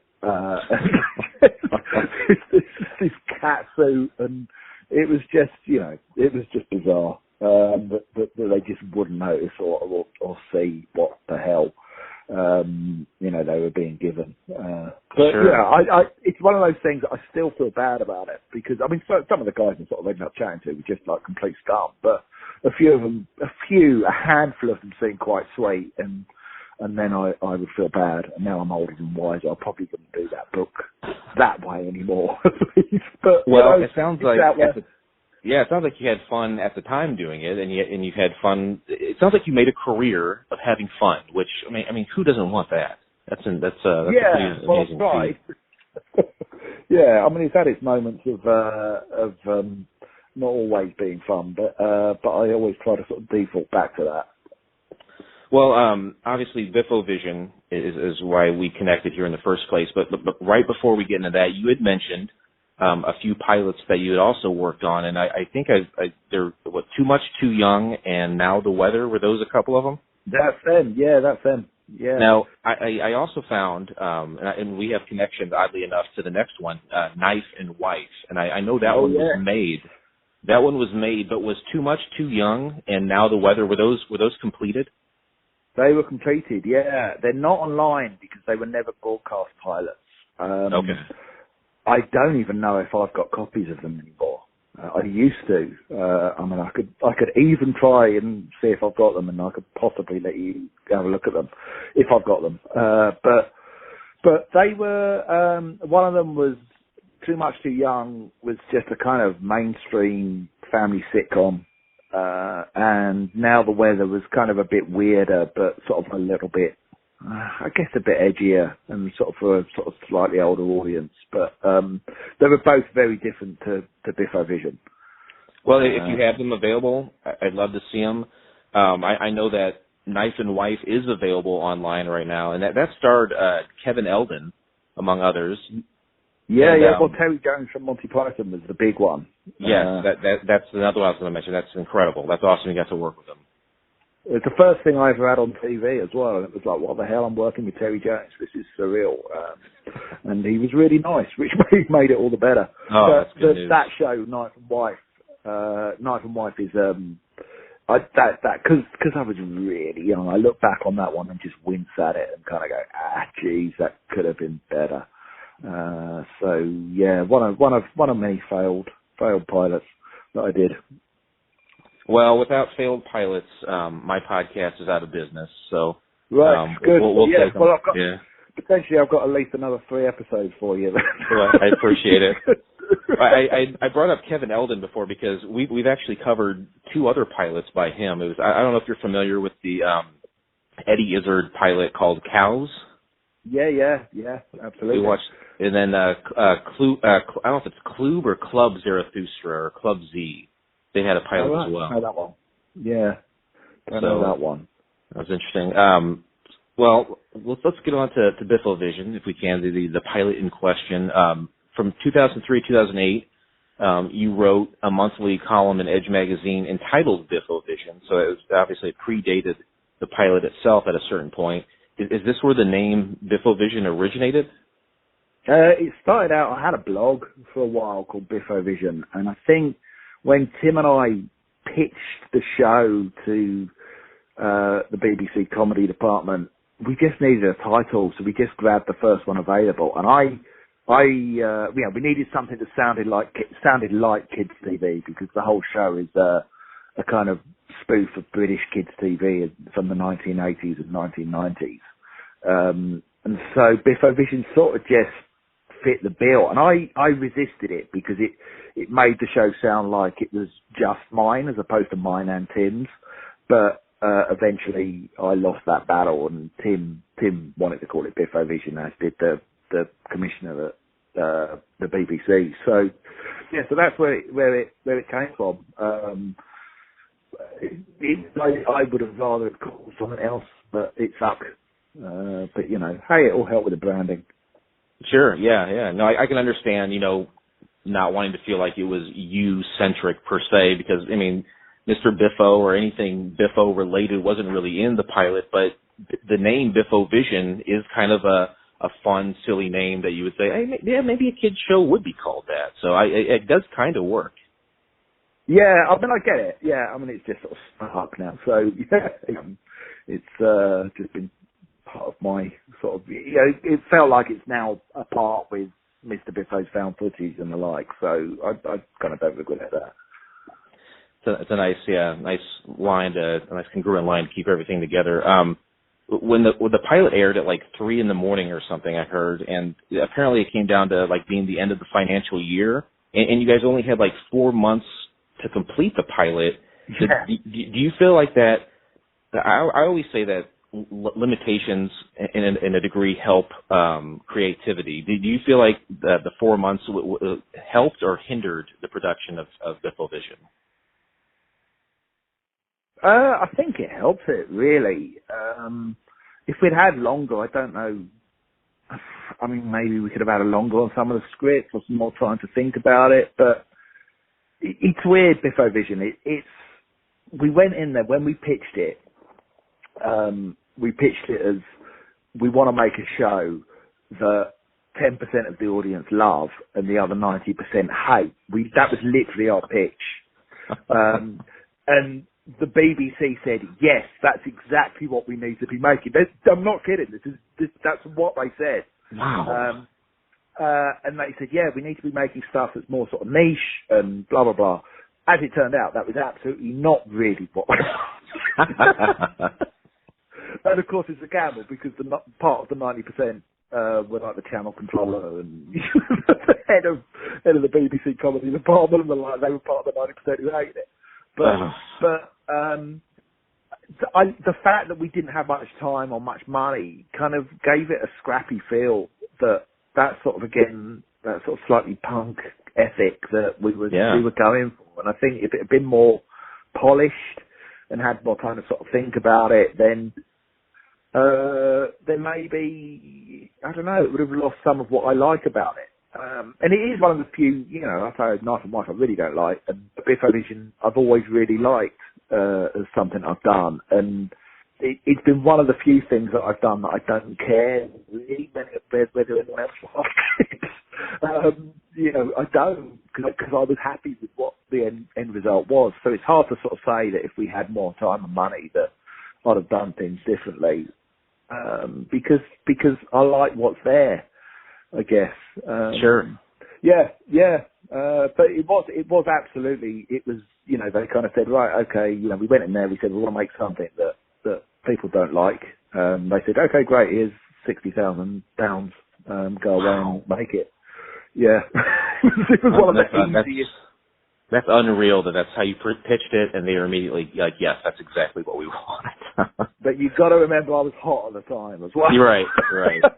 Well, that is smart though, right? If a guy is popular and he's creating stuff, just let that guy do his thing. Don't get in his way, and hopefully his fans and his people he'll accumulate along the way will keep propelling it forward. So well, they didn't, sadly, but yeah. Well, yeah. A couple questions about that. Do you first of all, you've been quoted as saying Biffovision was probably the most satisfying time you've had in your career. Do you feel like that statement still rings true? It's definitely one of them. I had because we had a great time doing it. I loved working with Tim again because we hadn't done for a few years at the time. We laughed so much writing it and making it. Because again, it felt like Digitizer, and it felt like that we'd succeeded in capturing some of what we found funny about Digitizer and putting it in live action. And so, I guess, it does still stand.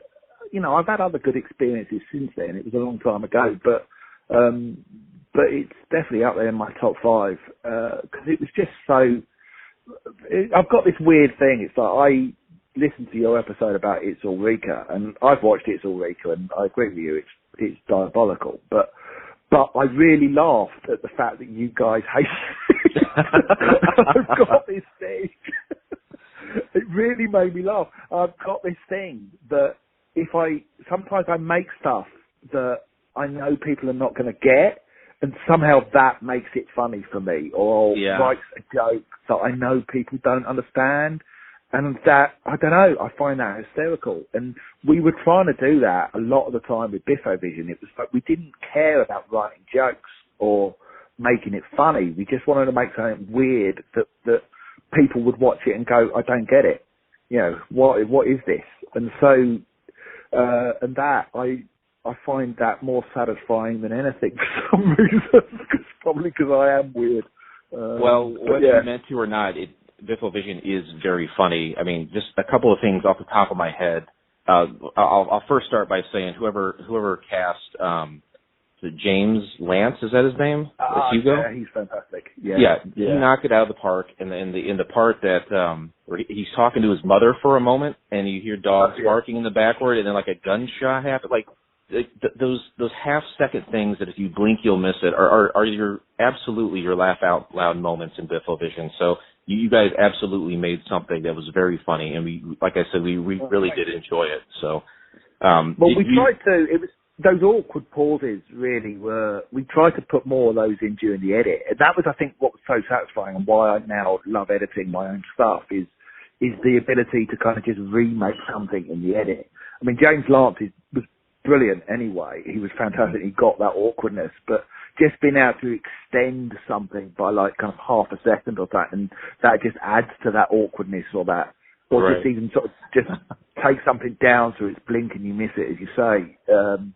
I really love editing for that reason. Well, yeah, he absolutely was tremendous in that role. Had you worked with James before? Well, he was in Now the Weather as well, because I just got on with him really well. And he was in a show here called I'm Alan Partridge, which with Steve Coogan. Oh, wow. Yeah, okay. That's a legendary program, even here in the States, I think. Yeah, which, that's where he first came to be known. He's someone I sort of slightly regret losing touch with, because we stayed in touch for a few years afterwards. But what was fascinating about him with Biffovision particularly is Biffovision, you kind of watch it and you go, this is just this silly half an hour. But he treated it like he was doing kind of theatre. He wanted to get it right. He wanted this character to have backstory, and he really worked at that role. It was fascinating to see. He crafted it. So it's really, I'm sure he'd appreciate you sort of saying that he was good in it, because he really, really pushed himself to it. Well, if his timing and his comedic acting chops weren't enough, I mean, you throw his robot dancing on top of that, and oh my gosh, chef's kiss, wonderful, it's perfect. So you obviously there's a live audience, quote unquote, of children in the show. Now, were a couple of those children were they your kids? Yeah, well, they were all kids that we knew. They were Tim had kids as well, so all three of my kids were in it. All three of Tim's kids were in it. Then there were various nieces, nephews, neighbours, classmates of my kids. None of them were unknown to us. We just kind of just said to our kids, ask all your friends if they want to come and be in a TV show, and they all said yes. So it's weird because my kids still sort of talk to me about it, about how their friends, those that they're still in touch with, still mention it that day where they did Biffovision, because I think a lot of them have still kept their T-shirts. Oh yeah, absolutely. You got to hold on to that. Yeah, but I mean, the whole thing was, because the budget was so low. I mean, okay, £60,000 sounds like a lot of money. Actually, for a TV show, it was next to nothing. Sure. And we, everyone, a lot of the people who are in it. I mean, I'm in it. I'm not an actor by any stretch of the imagination, but me and Tim are both in it. But we weren't in it because we wanted to be in it. We were in it because we were free. They didn't have to pay us. Which roles were you guys in? Because I definitely saw that you were listed amongst the casting credits as well, but I didn't pick you guys out. We're the two schoolboys. Okay. I'm the guy who at the board meeting wraps tape round his head. And Tim is the guy that bundles the lollipop man to the floor and licks his head. Okay. I know exactly. Yes.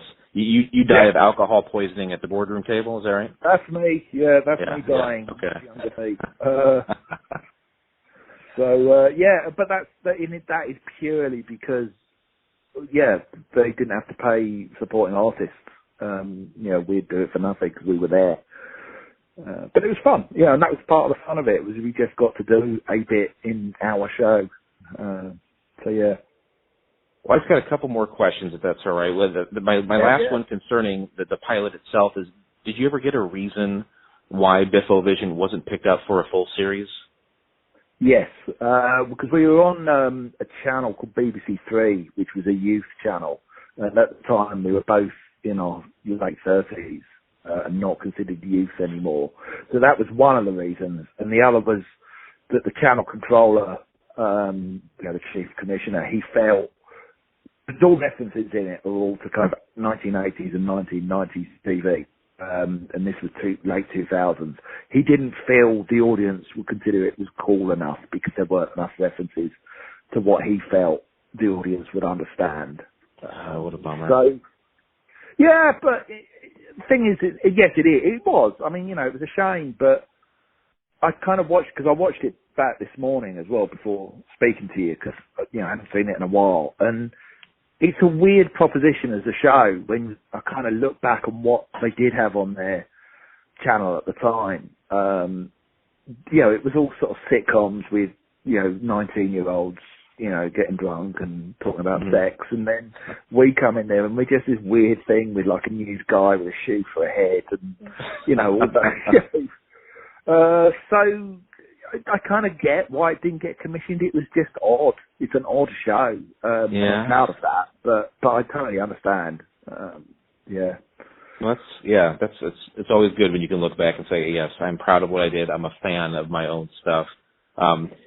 Here in the U.S., we have some big television networks, and a lot of it's kind of dying. Everything is streaming. Everything is niche. They're trying to make the jump to streaming. And when a big network cancels a fan favorite show, a lot of times people take to the internet and say, hey, Netflix, please pick up this show. Hulu, please grab this program. We love it. Something like Biffovision, and I know it was before the streaming craze, but you always hope, or maybe you did or didn't, I don't know, but to me, you always hope something that you really love finds a home that it can keep going. But was that ever propositioned where maybe Biffovision would find another home outside of BBC Three? I don't think so, because back then, as you say, it was a sort of really different environment. Things have changed so quickly since then. You know, and as well, Biffovision was really unusual in my career in that we had virtually no input from producers and executives. They just let us get on with it. Probably because we were at the end of the financial year, they just had to get this thing out and spend the money. And so we were just left alone. And now where I'm at, I've sort of got these two hats that I wear. And one of them is what I call my day job, which is where I will work for producers and I will work for networks and channels and companies, and I will go, yes sir, no sir, and I will do the job. And then I've got this other side which I do on YouTube, where again, like Biffovision, I don't have anyone breathing down my neck telling me what I can and can't do or steering me in any direction. And you know, something like Biffovision or Mr. Biffo's found footage or Digitizer or any of the other things I do, I think they benefit from that purity of not having, you know, too many cooks spoiling the broth and, you know, right. other people imposing their sense of humour or whatever upon it, you know. And it's nice to be able to kind of go, well, I earn my money over here, but also I earn a bit of money over here doing things that are just purely me, that I don't have to, you know, tick any boxes or anything like that. Yeah, there's that word purity again. You're absolutely right. I too, to a far lesser degree of success than yourself, have a day job, and then I go and I do a couple of podcasts, and that is, and never the twain shall meet as far as I'm concerned.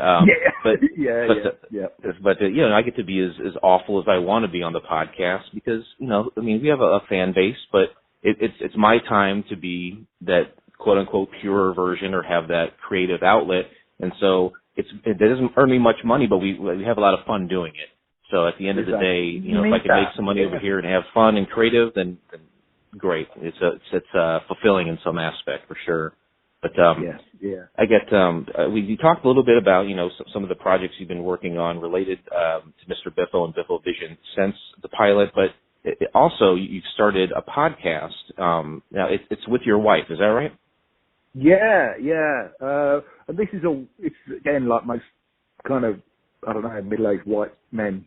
You know, it happened during lockdown. You know, I don't think I know anyone. Sure, yeah, no, a lot of people did. You know, and we, you know, we were stuck in the house together, and we wanted stuff to do. So yeah, we started it with discussing my favourite band, with the point of view of, you know, I'm a long-term fan of this band, Marillion, and she hadn't heard of them because she grew up in Australia. So yeah, going through their albums in order, and her, but you know, it's become like all podcasts do. It becomes as much about us, just, you know, dicking around as it becomes about 100%. Yes, yeah, I totally you get know that. Yeah, the podcast is called Between You and Me, which I believe is a Marillion song, and I will admit as well, I am not familiar with them, but I started a Pandora station. Even me saying the phrase, I think Pandora station dates me a little bit. It's all about Spotify and what have you now, but wow. I started a Marillion station because I want to explore the band, and you would say they nestle pretty safely in the genre of like prog rock. Is that fair? I guess, yeah. I mean, they're a weird band in that you could do a kind of mixtape. That's me showing my age. You could do a mixtape, and they'd sound, you could do 10 mixtapes, and each one would sound completely different. You'd go, oh, they're a pop band. Oh, they're a rock band. Oh, they're a prog band. Oh, they're post rock. You know, and they'd all sound different because they've been going so long. They've explored so many different types of music. But yeah, I mean, broadly, think kind of Pink Floyd, that kind of genre. Okay. But there's some crap in there, I'll warn you. They've done some bad stuff. We don't pull any punches on the podcast. They've done some really bad stuff over the years, but also some great stuff. So, you know, it's a mixed bag. The song that I heard last night, I believe, was Warm Wet Circles. Can you tell me where that fits in the pantheon of Marillion, if that gets you a thumbs up or a thumbs down from you? Well, there's two kind of eras, because they've had two different lead singers. The first lead singer was a guy called Fish, not his real name, believe it or not. And he left in 1988, and Warm Wet Circles is from that era. So, and it's considered a good song. It's part of a longer suite of songs, but Warm Wet Circles is, as part of that suite of songs, is considered one of their better ones, but I mean, we tend to focus on the second era, the second lead singer, a guy called Steve Hogarth, and anything from the album Marbles onwards is generally pretty good. I'm sorry, it's called Marbles on Wood? No, Marbles onwards. The album's called Marbles, so anything from that point onwards, if you listen to, it's generally that big the era that I'd say listen to. Well, I'm going to be listening to them in the car. I always love hearing about new music, and the older I get, thank you. Well, the older I get, the further back I go. You know, people want to say, what did I grow up listening to? Oh, I love it. Who are their influences? Oh, wow. Who were their influences? You keep working your way backwards, and Marillion sounds like a band that probably influenced a lot of people going forward. So I'm interested to dig into them. How are you? Yeah. Well, how are you liking podcasting? Have you been doing it for maybe a year or two now? You love it. Great. Yeah, I absolutely love it. It's funny enough, when you called me, I was in the middle of editing next week's episode, and I think I love it even more than doing video editing. There's something about sitting down with a microphone that's different to having a camera in my face. That I just, I've mentioned the word purity so many times, but somehow it's even more pure than when I'm sat there with a camera pointing at me, where I'm sort of worrying, God, how old do I look in this shot? And, can you see my stomach? I don't have to worry about any of that. There's no vanity. It's just my voice. It's I don't know what we're going to do when we run out of albums to talk about, but I think we'll find some way to carry it on. Are there any plans or any interest or any ability even to interview the band Marillion themselves? Well, funny enough, I mean, we've interviewed various people around the band, and initially I didn't want to interview the band. I've interviewed various members over the years in the past for other things. Weirdly, because I've got a new album coming out in March, I messaged the manager yesterday and said we'd be on the list to get some of them on the podcast. That was literally just yesterday that I sent that email. So we'll see. Well, it sounds like you've interviewed plenty of people over the years, and in my limited experience of interviewing people, if someone I'm not promoting your newest project right now. Our focus is Biffovision. It's something you worked on years ago, something you care about. If you are asking someone to talk about something in the past and they're willing to do it, chances are you're talking to a good chap, because a lot of people you think would just want to promote their newest thing, but if you're getting someone on the phone to talk about something from the past and they're willing to do it, I don't think I've had a bad interaction with an interviewer, because I think you're getting good people on the phone. So hopefully no one breaks your heart when you start talking to Marillion. It sounds like they're probably pretty good dudes. Yeah, let's hope so. Yeah, they seem like it. They seem really kind of normal and down to earth, everything that I've ever sort of seen by them. So I think you may have a point. Well, good. Well, we'll wind it up here. I do want to say that you definitely seem like the kind of guy who has this like wild, loyal cult following in comedy. Do you think there's any truth in that statement? And do you think that folks have been interested in whatever Paul Rose has been up to ever since Digitizer? Yeah, it's weird. I mean, I am absolutely blessed in that, what we do on YouTube, it doesn't have the biggest audience, but my God, they're passionate, and they will support us no matter what. And what's great is just having an audience that trusts me in what I do, and just will kind of go, we don't really care what it is, we'll support you. And we might not like it, but, we support your creative freedom. And that, Digitizer gave me that as a foundation, and through stuff like Biffovision. And then, in recent years, the crowdfunding stuff that I've done, I've been incredibly lucky in my life with all of that. It's great, guys like yourselves that are able to, contact me out of the blue for something I did, 15 years ago. And I like that I've sort of left behind, it's like I'm sounding like I'm about to die, but left behind a body of work. I don't feel like I've sort of squandered my time on this earth. And I'm always happy to talk about anything that I've done, and, So to answer your question, I think you're right, and I feel very lucky having the audience that I do. That's always. I feel like that's almost a better version than being on the top of everyone's list. Is having a loyal group of people, like you said, who will support you in almost anything you do because they trust you, and that to me that is tremendous. So seriously, congratulations to you and everything you've accomplished in your career. It looks wildly diverse and incredibly impressive. Is there anything that you would like to plug or get out there before we wrap it up here? Yeah, just go check out my YouTube channel, Digitizer, DIGITISER, something like that. Go check that out. We've got stuff every week, and it's funny and silly, and sometimes it's heartfelt, and I'll do it with my wife and other like-minded friends. But yeah, that's the thing. That's my current thing. And I connected with you on Twitter, so definitely follow Mr. Biffo on Twitter. He's very active. It appears on there, which is thankful. I'm very thankful for. Yeah, I guess I just want to say thanks again for the time you spent chatting with me today. I honestly do appreciate it. It's been very interesting, and yeah, I thank you so much. Continued success to you, Paul. I really appreciate it. Thank you. I really enjoyed it. It was. Thanks for asking me. It's a lot of fun. All right. Take care. You too. See ya. Bye, Paul. Bye.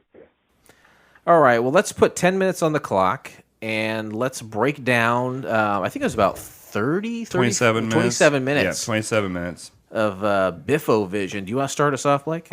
Yeah, so we have, it's a kid's show, obviously, and Mr. Biffo comes on the screen, and there's a kid's studio audience, and the first thing that I wrote down was like, he said, "Welcome to the 3-hour live show," and I was like, that motherfucker gave me a goddamn link to something that's going to last for 3 hours. But you didn't look at it to say what the time was? No. And so that last time he probably got that pissed was the Doctor Strange. Oh, Jesus. And so he comes on, and there's kids in the audience. There's colors, a lot of stuff going on. And they have a dial-in number. And I thought to myself, because that's how I refer to myself. True. I was like, that's an amazing idea because Couch Pilots has a dial-in number. Right. And people could call in. And on this show, they wanted people to call in. Kids, obviously. And so I'm saying, hey, 910 Pilots 1, right? That's 910-745-6871. I was like, that's so cool how we're kind of like intersecting with Couch Pilots. That's exactly right. Yeah, this is like a kid show. It's an all white stage with like some rainbow all backgrounds. White kids. Am I right? Yeah, there's a lot of white kids there too. Yeah. And the kids are sitting on stage and they're being kind of like the live audience. They're like bleachers, right? Like you know. Yeah. But there's like some rainbow outline podiums and backgrounds. But mostly it's all like a big pure white background. You had mentioned the guy whose name Mr. Biffo, but I think it was Hugo. Mr. Hugo. I think Hugo was the guy's Right. name. Yes. And he's talking directly to the camera, and I would say he's probably in his mid-20s to early 30s, somewhere in there. He's got a little puppet friend. Yeah. BW. BW. Is it BW? Which, ironically, or coincidentally rather, looked like one of the old Hugo Man of 1,000 Faces puppets. Oh, I don't know. I'm not familiar with that. Yeah. I'll look it up. It was a toy. I think it was made by Mego. It was, it was B as in boy, W? Yeah, that's what I thought it was. I was hearing VW, but I submit to what you guys You said VW? Like a bug? Right. So there's so they said, yeah, call in. And they show a quick stock photo of a bunch of people like waiting for a call in like a 1950s like call center. Yeah. And it was like from the 60s, you know. And so it's time they're going to do if I'm not mistaken, they're going to do it's like the mailbag, post bag. Yeah. And the live audience on stage cheers and they're mainly kids between I would say about 8 and 12. Yeah. Yeah. And it was funny Ballpark. because, so, they do a close-up of, like, the counter of where he's at, and there's an ashtray with cigarette butts, and then there was a glass of bourbon, for sure. Yep. Yeah, as he pulled out the letter, it was being read, like, narrated by someone off-screen who was a child, and, yeah, the camera pans around and shows us, and I think the letter is written in like Arabic or something. Like there are a lot of, and absolutely you will miss a ton of stuff if you're not paying attention. I paused a bunch, and I guarantee I missed a lot. Still, there's a lot of stuff going on this you have to really pay attention to. Hugo then receives a call from his mom. Do you remember this, Derek? Yeah. Derek, take us through this segment, please. He receives a call, and was it a dog barking? Yeah, it's like a split screen with the live action of Hugo on the phone with a still of Hugo's mom. Yes, but it's just. And then what? Oh gosh, There's a gunshot. Yeah, a gunshot. And then the phone hangs up. Yeah. Hugo hangs up, like seemingly emotionless about what just happened. Yeah, just. Oh, okay. Then Because Jason probably shot the dog. Is what he was. It wasn't his mom that shot herself. It was Jason that shot the dog. You just give me the opportunity. It's against the law. Wade Blazingabe said he'd kill a dog. The mom didn't even say anything on the phone either, I don't think. No, it was just animal noises. real That's weird. all it was. A cartoon is then introduced, and this is my God. this is a Scooby-Doo knockoff in nature. If I may, Please. I fucking love this part. Take us through it. If I you loved fucking so- loved it. Hey, if you love it so much, why don't you marry it? Watch you fucking marry it, am I right? Oh, you're gonna bet it? You're gonna bet it? Deflower it? Make a child with it? Have a happy life? Die holding its hand? Just fucking talk about the Jesus. cartoon. It's very much a Scooby-Doo, Hanna-Barbera-esque cartoon. Heavily modeled after Scooby-Doo, but like laugh track where the laughter is just interjected where it doesn't belong. But instead of a Great Dane, it's this weird homunculus of a body that has no head.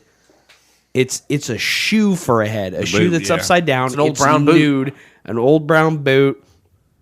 At first, I didn't It's know so if it was fucking a messed naked man with a boot on his head, or if it was a naked man with a boot for his head. We later found out It's it was the a boot latter, for not his the head. former. No, I thought that was pretty funny to me. I love that part. I love This it. is really weird. Yeah. So it's like It's so strange. you have the Fred and Daphne character, the what's Velma, and what's the other guy's name? Louise. Scrabby. Well, I can't remember what the Scrumple? name was because I couldn't quite make it out. In Scooby Doo, what's the guy's Shaggy? Oh, yeah. There's no Shaggy and Velma You got character. Fred, Shaggy, Velma, Daphne, and Scoob. Right. Yeah. Anyway, what happens? They encounter a ghost. They don't know who he is, so he vaporizes them. Yeah. Turns And him the, into ash. and the ghost is like, "What's wrong with me? They seem like nice people." And then the ghost Like, self gets vaporized, yeah. vaporizes. It was like G Brent or something like G that. Belt, Yeah, wasn't G it? Belt. Yeah, Whatever that. And that then might be a reference we don't understand from the UK. I don't know. the homunculus character that's supposed to be Scooby crawls up to it. The shoe opens up. Yep. A tongue comes out and It licks those ashes. starts licking up the ashes. Real weird. It's what do you think of very this, Blake? strange, but it was really fucking funny. It was. It caught Did me you off like guard.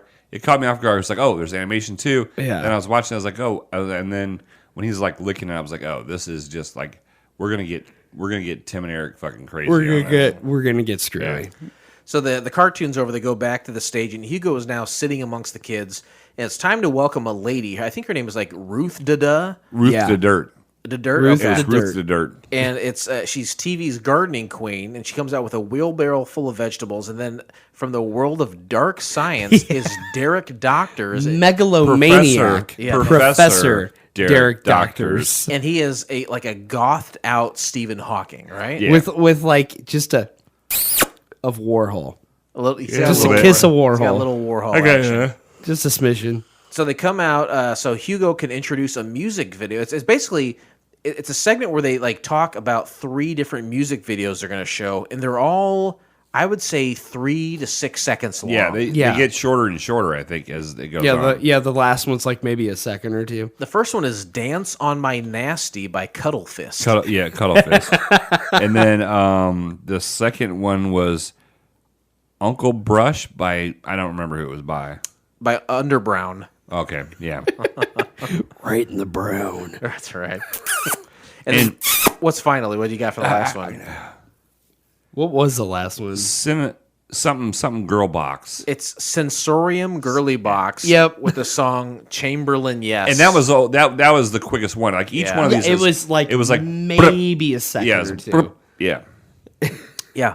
And the doctor becomes very angry because he was booed. He said some negative things about some of the songs, and he becomes angry when someone throws a shoe at him.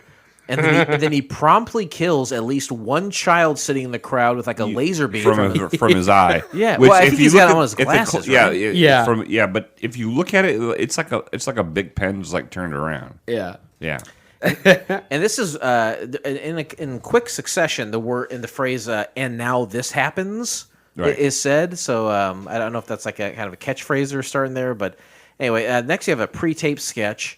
And it's a substitute teacher that arrives, and it's Mr. Botten. This was mentioned in Interesting Facts. He really makes it a point to like he wants to be offended by his. He's name. a substitute teacher coming in to, and he is emphasizing his name is Mr. Bottom, and he Botten Botten with an N. Botten. Right. Like button, but Right. with two O's instead of a U. No, I said. I thought you were saying bottom. No, I I'm said sorry. bottom. No. Okay, my bad. Yeah, and so and the kids are like stone faced. They're like, okay, this is just a guy. They don't give a shit. And then he launches into like all the butt ass poop jokes you can possibly do. States of Anus. And come to find out, his name is not even Mr. Botten. It's Jeffrey something, and he's not even a teacher. Wasn't it Jeffrey Raymond or Raymond Jeffrey or something like that? Well, he wants to be offended. Right, he's trying to... He's saying, here's like, my name, and I know you kids are going to make fun of it. And when they don't react, he starts to get upset, thinking that they're going to be upset. And then he kind of calms down and has this bizarre, like, existential crisis in front of the kids. Admitting he just wants attention. Yeah, He's having a rough time at home. His wife's having an affair. His wife's having an affair. Ignoring him, and then he has broccoli hands. Yep. The hands he was showing everyone before were not real. In fact, they are broccoli, which is maybe a bit too far on that one. Anyway, back to the stage. There's now a lady hosting. I don't know if they ever really say what her name is. And I looked it up when I looked at it on IMDb. It was Peggy Pinhair or something. That was her character's name. It was. Yeah. Okay. Yeah. Well, she's wearing a meat belt for some reason. I think it's about staying. It's a snack They're belt. talking about thank the you. snack belt. It's a snack belt, Jason. It's not a meat belt. I apologize, Thank you. but it was hanging. But a with meat belt does exclusively sound meat. Right. There's a meat belt's completely different. It would be inappropriate for the show. I could use a chicken cutlet. Oh, what's this? Right. But it was only meat on her belt, right? Teriyaki. Huh? It was only meat on her But belt. it was but they were all snacks though. It wasn't like dinner meats. It was snack meats. Yeah, they were sorry, meats guys. for snacking. Next, they Like Jack introduce- Links. I love a good Jack Link. Next, they introduce a Mr. Hugo robot clone or something. He appears. He's all silver. It's obviously the actor just painted silver and with Right. silver clothing. You know what it reminded me of? What's that? Commander Mark. The draw on PBS. Why are you- oh shit! I was just thinking about that the other day. You were thinking about Commander Mark? Yeah. We did a research. Draw. Practice your drawing every day. We talked about this a while ago on the show. Yeah, we know. Yeah. Did we? Was he? He's not dead, right? No, he's not dead. Did we try to contact him and he wouldn't talk to I us? don't think so. But that was an amazing show. God, Commander Mark was yeah. the best. Draw. Practice your drawing. Every Practice day. your drawing every that day. mustache, boom. But it reminded me that that, silver like, robot. There tight was perm. There was but the silver robot that came on here was like, to me, it was like the shitty version of. He had a robot too that like he would like at the end of the day when he was doing the mural, he would teach how to draw stuff. Yeah, Commander Mark was on PBS, his public broadcasting channel. Yep. And he would teach kids how to draw, and it was only for a few years, but it had to have been. This had to have been mid-late 80s, right? Oh yeah. Early to mid 80s. Early to mid-80s. Maybe I saw some reruns. We're talking like 'Cause I love to watch him. Oh, on it this was mural. awesome. The mural at the end was awesome. I used to draw Yeah. that mural at home. Oh yeah. Well, yeah, you did. You did murals. You'd go and get the poster board, and you turned me on to doing that too. Did I really? Yeah. I know I did like a Darkwing Duck one, I think, at one point. Nice. Way to go. You buddy. did. You did one with a shit ton of cartoon characters, and then you did like one time. You drew a guy, and he had a cape like this, Okay. and it was just like an original. It almost looked like Chucky from Rugrats. See, I don't remember that. With a cape like this, and you colored his hair green. his memory is way better than mine. It was his penis hanging out too. No, his penis was not hanging out. could- If you want to talk about like a prime example of wasted potential, bingo.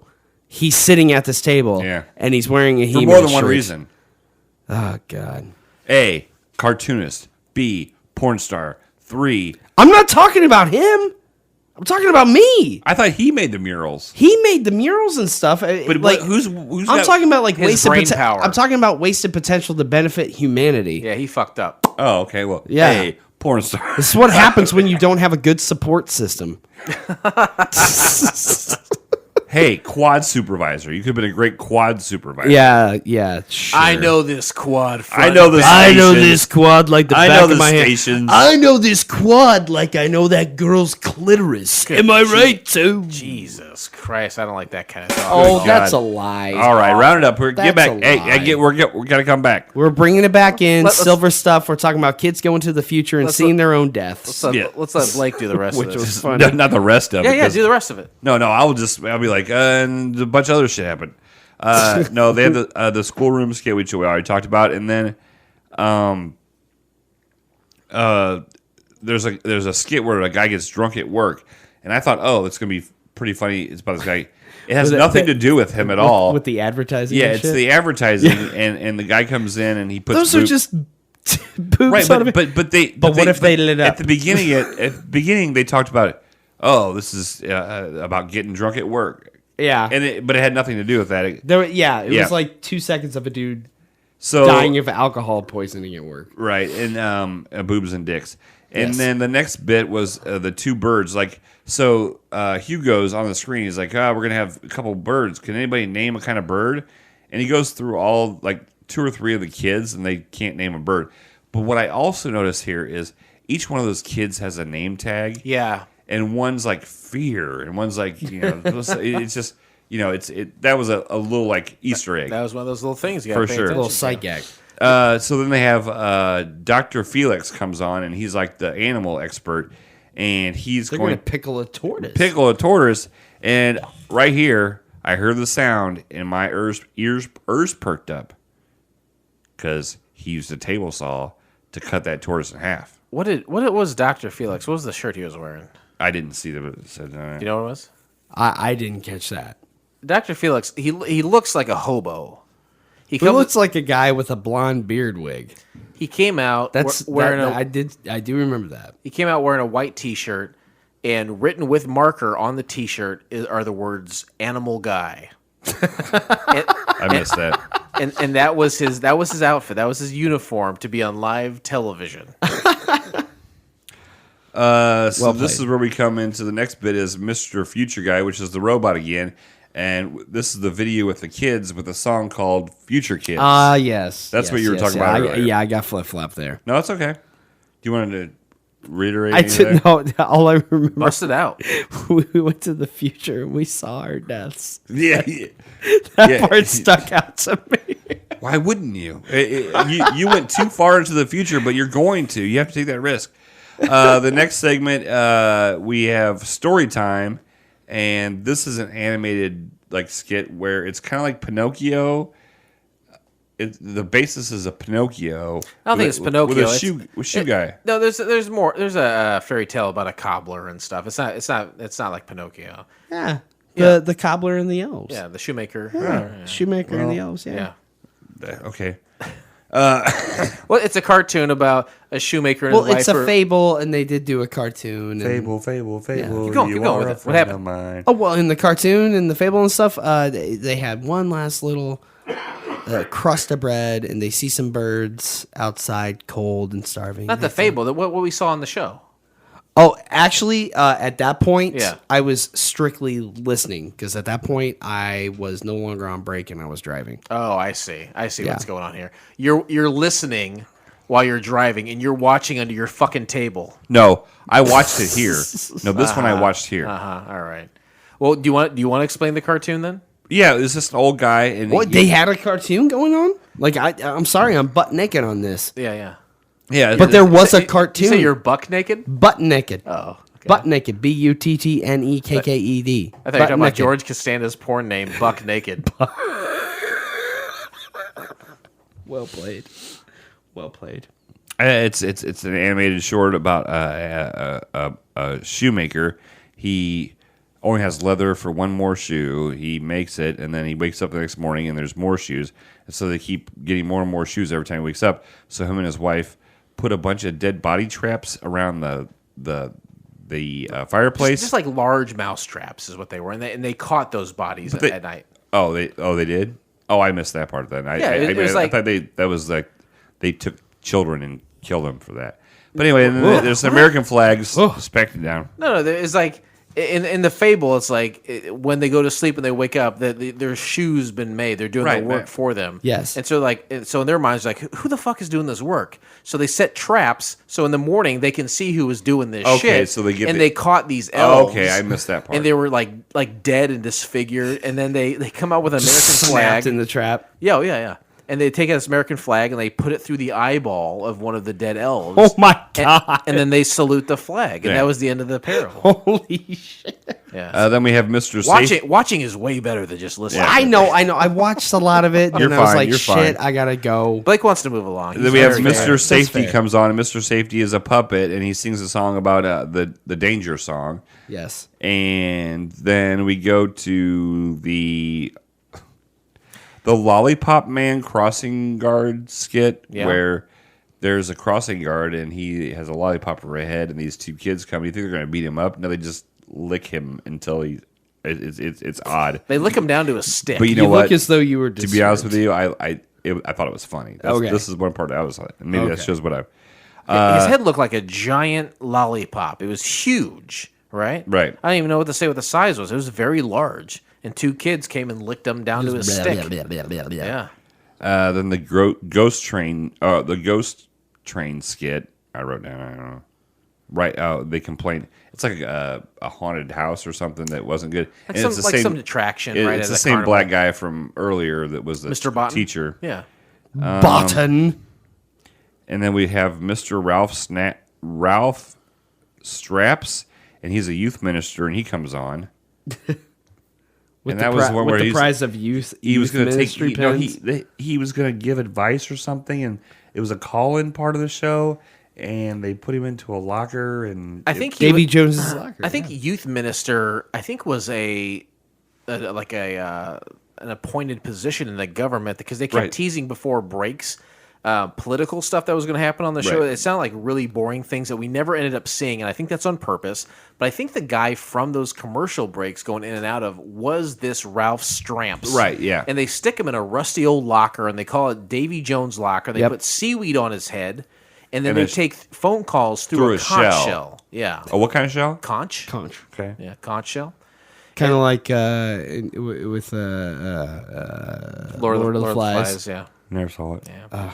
So you get a series. R.I.P. Piggy. Oh, Piggy for life. There's a series of bizarre phone calls about fat moms and eating your own hands. And then the calls start to come in like very fast and warped and unintelligible. And then the lights flicker. And a series of real quick cuts until the show is over, and then we see some behind after the the show's over, they're getting ready to go home. Yeah. Hugo and BW have like a not an argument, but like he's kind of like, a heated discussion. Yeah, because Post-show heated Hugo's like discussion. you kind of BW was like I'm sorry, but he's Oh, like, no, BW did bad again. yeah, And I will say, BW for some reason now has hair on this part of the show. yeah. Yes, he's now been put bald the on whole like time. his hair. So you saw this part. Yeah. Yeah, saw yeah. this This part I He got was at a to see. stoplight. He was at a stoplight and saw this part. And BW starts crying and then goes into this song about how much he loves Hugo. And the Hugo bot comes out and starts dancing, right? Yep. And then we Mr. get- Safety comes out. Yep. And then we get credits. We see credits over a bunch of stuff like cut from the show that didn't like make it to the show, but also like 'Cause vintage. it was a 3-hour show. well, Not like some stock footage. stock footage. Please Yeah, remain there's a bunch of seated as stuff we are now happening. crossing a zone of turbulence. It's a lot to take in here. Toward the end, there's a lot to. I have about 40 lines of notes from Really? this. Yeah, there's a lot happening with Mr. Biffo and his Biffovision. So often we say, why didn't the show work? And sometimes we're left to our own devices to ask why. But in this case, Paul Rose, Mr. Biffo again himself, would say about the pilot, it was no massive surprise when we were told that it wasn't going to be commissioned for a series. Danny Cohen, the controller of BBC Three, felt the whole thing was too nostalgic and backward-looking. Also, just plain weird. Yeah, I would say that it is weird, yes, for sure. But I don't know about backwards. It kind of reminded me of like Mr. Rogers meets Commander Mark meets Tim and Eric. Yeah. With like shades of Look Around You and Wonder Chosen. Now, Look Around You. What show was that? Is that a British show? I think it was British that wound up on Adult Swim. It's like, Look Around You. This is sometimes referenced. And it was like kind of, would you say it was like pseudo absurdist 3-2-1 contact? Yeah, it was under the guise of learning. Yeah. But with that kind of absurdist tinge to Yeah. it. Yeah. Yeah, that was a weird show. Wasn't there one about like an instrument you could play with water? I think so. You know what I'm talking yeah. about? I can't. Yeah. Or a bassoon. It sounded like a bassoon. Yeah. There was very bizarre. Vague memories of it. I the only times I caught it was when I was at Bradley and I was wildly high. Wildly high. Well, Blake, what would you do to improve Biffovision? This is one of those ones that like it is not made for adults, but it's overly kidded up. You know what I mean? Mm-hmm. And so I would think maybe condense it a little bit, but I get what they were trying to do. Yeah. But maybe there was just, bring it down a notch in regards to maybe focus on 4 bits instead of 12. Yeah. You know what I mean? So it was too hard and too fast. It was too hard and too fast, which yeah. I've only said twice in my life. Sounds like Derek making his way across That's the a quad. Oh! With my dick. His penis. If this kept going, Derek, where would you see Biffovision going? I think if you tweaked it and made it a sellable program, borrowing from Blake here, you would chop it down, turn it into a 15-minute show, and you sell it to Adult Swim, easy peasy. Yeah, Adult Trim a little bit Swim- of the fat. Adult Swim was definitely active at this time, but it was it was in the UK. You didn't always like things that made its way onto Adult Swim, like Look Around You or like Darth Marenghi's Dark I was Place. just gonna say Dark Place, Those kind of things already existed in some way and were just and they brought somehow over. made it like over. the Mighty Boosh had a great second life on Adult Swim for a couple of Yeah, years. yeah, right? exactly, yeah. But those were things that existed in the UK at the time. This I think could have had a similar life, but I agree with you. Yeah. This needs to be 15 minutes to fit the Adult Swim profile because I agree, like with what Blake was saying, this is too hard and too fast. Yeah. This is a lot of shit happening. There's a ton of nostalgia here. It's fun to look back at what we remember growing up and putting a weird fucking tinge on it. Right. A la, in the American version of it, Wonder Chosen. Yep. This is kind of Wonder Chosen light because Wonder Chosen went fucking hard. Is that the one where they had like it was They like had puppets, The faces were like, it was like clay faces, like kind of look like the real people, but I don't think so. The Wonder Chosen dealt a lot with puppets. Like, what was the name of it? Wonder Chosen. It went for 2 seasons, maybe with a couple episodes that came out like years later. Yeah. There's some weird stuff Or that like happened some there. unaired stuff. John Glasser was on it. Glazer, yeah. Glazer. John Yeah, Glazer's sorry. great. Yeah, that guy's Neon Joe, Werewolf Hunter, yeah, John Glazer's insane. and worked on Conan too. If I'm not for mistaken. years he was a writer. and of course that's where Parks and Rec too. But Never Yeah, saw I was him on thinking. I was thinking of something else. Yeah, this is kind of Wonder Chosen light, I would say, because Wonder Chosen really went hard and dark, and it was fucked up. The greatest thing Wonder Chosen ever did, I think, was it went about 7-8 minutes into the episode, and then decided whatever they did was wrong, and they had to reverse it. So the very same 7 or 8 minutes they played completely backwards. About half of the show was watching what you already saw, but going in reverse. That's insane. It was fucked up. That is an insane use of time on a show. That's fucking crazy, and it's something that they did, and I thought was very funny and clever at the time. But we're talking like 2005-06. This is right there. This is 2007. I will say, I don't know. This is right in the sweet spot of weirdness. Like they could have, for sure. They could have easily made this an Adult Swim show. But easily is an apt word here because I don't know if this idea was cooking for a while. I don't know if they had written a bunch of shit. But as far as the interesting facts go, when it was commissioned, they had 4 months to put this together. I don't feel like that's a ton of time. I don't know if it was if there was an elevator pitch and they said here's this and they didn't really have anything cooked and they had to like write it and then create it and cast it and edit it and all that shit in 4 months. If that was the case, that's a semi-Herculean task. Yeah. That's tough. I'm not gonna knock it for that or give it points for that, but it's just it should be taken into account. Ladies and gentlemen, as we start our descent, please make sure your seat backs and tray tables are in their full upright position. Safety first. Safety first, then teamwork, right? Yep. You and me, buddy. What's going to work? Teamwork.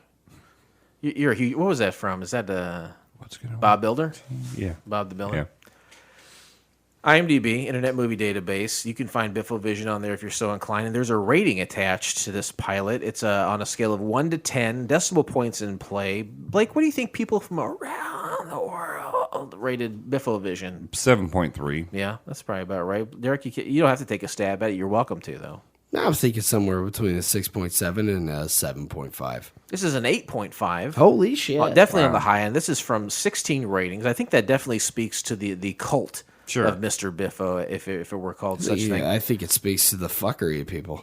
Well, there's no critic reviews that I could find, but under viewer reviews, I did see that Chris Bassey, way back in March of 2014, says, he says, Biffovision itself was brilliant, and I'm convinced it would have managed a full series. We will never know. Hope Biffo is doing well. It's kind of weird, right? Hopefully he is doing well. Yeah, why would you say that? You're like reviewing, hope that guy's not dead. Hope he's all right. Another review from April of 2014. Such a shame they didn't pick it up for a series. It's easy to see why now. It's obvious in retrospect where BBC Three was moving away from innovative comedy towards being like Channel 5 or something. I regret the fact that Mr. Biffo no longer does Biffo, but I can understand why. Oh, well. Oh, well. It's funny to me when people like in the UK are like, it's moving away from the BBC and more innovative comedy like Channel 5, because the UK is the size of California, maybe, right? Like, ballpark. And like they probably have a consolidated thing where everyone in the country has the same channels, where things are so fragmented. Like the United States is fucking huge in comparison to most countries, right? Yeah. Right. And it's every channel everywhere always has been different from where else. But it would be interesting to live in a country. A little more homogenized now. Yeah, but, that's a good way to say it. Like milk? Yes. Or yogurt. Many other dairy products. Cottage cheese. Ricotta. Unknown from May 9th of 2015 says, Mr. Biffo is back with Digitizer at www.digitizer2000.com. You can definitely go there. There's a few more people here. I won't get into it, but people who really do seem to kind of be in the cult of Mr. Biffo and follow him, and maybe young people whose comedic sensibilities were defined by this gentleman, but all people who really seem to enjoy. Is it kind of like a British version of Tim and Eric, maybe? Yeah, a little bit. A little bit. I Maybe can see not. that. Maybe not as crazy, but a little. I could see them going the way of doing something like Kitty Cat Man. Sure, but you know what I mean, though. Like coming up with their own brand called Cinco. DeMaio. Until the captains turn off the fasten seatbelt sign. Bing bong. Thank you. Bing, bang, boom, bong. Now's the time that we will assign a rating to Biffovision, and it's on a scale of 1 to 7. Are you familiar with the scale, Derek? I'm very familiar with the scale. Would you feel comfortable in explaining the scale? Well, you got two broad ends of the spectrum. Your top of the mountain, that's Brian Hackett. That's a 7. When it is craptacular and, oh, God, I want to gouge my eyes out. Well, that's a big fat Roy Biggins. And those are characters from the television show Wings. Beautiful show. Wings that has its own channel on Pluto TV. Does it really? Are Yes, you it fucking does. lying to me? I'm not lying to you. 24/7. Well, I'm sorry. Hold on. Whoa, hold the fucking phone.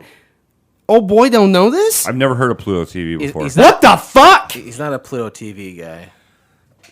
Oh, gee. Don't get upset with him. No, I'm upset with you. I got an idea for it. You're upset with me? I'm upset with you. I got an He- idea. For he was gonna give you a not heater. telling him about free TV. Yeah. Free TV. It's free fucking TV, Blake. No, he knows about it. I talk about Pluto And TV all two, the time. you didn't tell him there's a goddamn Wings channel? I wish you were at my birthday. Maybe if I was at your birthday, this could have came up. We should bring it down. We could- The dog's barking really loud. The dogs are, the I'm dogs sorry. are I'm fine. sorry. I got passionate. The dogs are fine. I got My wife passionate. is home. You should execute the Happy dogs. birthday, Molly. I'll take it. Derek, I turn to you. How do you rate I'm Biffovision? going to give it a 5. All right. A what? I'm going to give it a 5. A 5? Really? Yeah.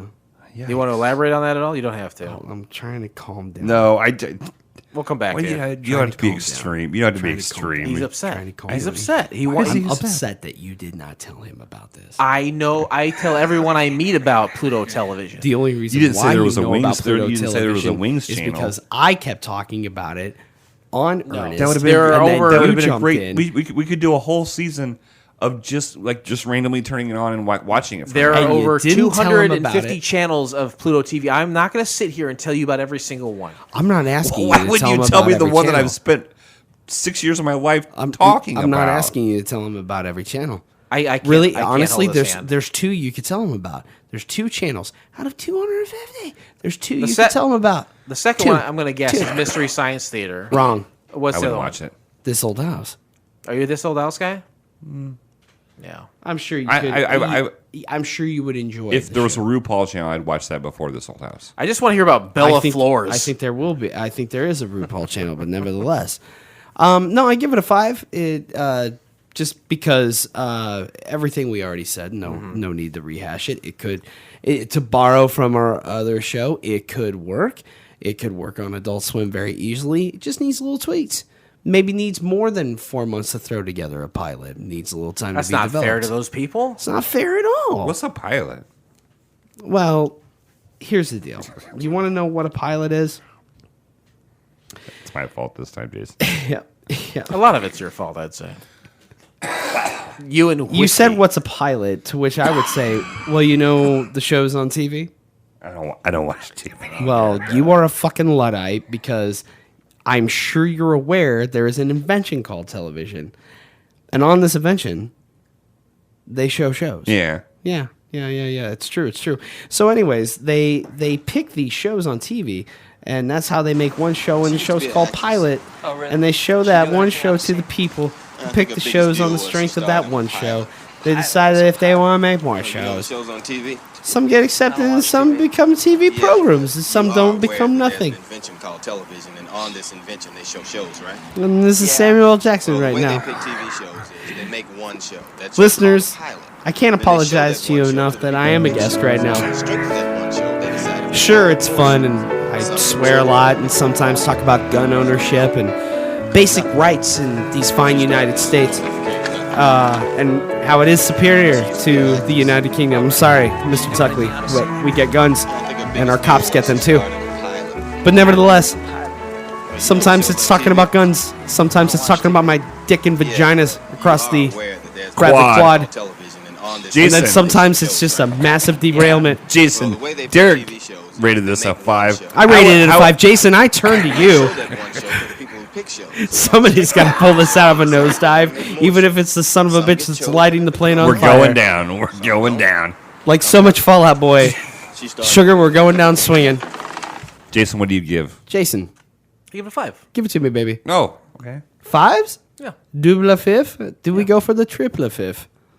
1, 2, 3, 4, 5. I give this, obviously, a Tuckley bump, right? Because I don't get a lot of British humor sometimes. Yeah. So I'm giving him a free point. That's fair. Thank you. That's very fair. I'm gonna Because give- usually British humor does suck. yeah, it's so a lot of much. it's a lot of farts and I'm- butts jokes. But And now we're going to walk like this and talk about a parrot that's dead. we're in the rain and we have an umbrella. Oops, the wind took my umbrella. Oh, I give it a no. 5. Are you a fan of Monty Python? No, I think it's fucking terrible. See, thank you. Like, people worship at that altar. Someone be. Hold on a second. Sun shines on a dog's Go- ass go every ahead, once in go a ahead. while. I'm sorry, go ahead. You should apologize. You're rude. Sun shines on a dog's ass every once in a while, and they have some funny bits here and there, but I would call that like a 1 in 10, 1 in 5 shot Right. at best.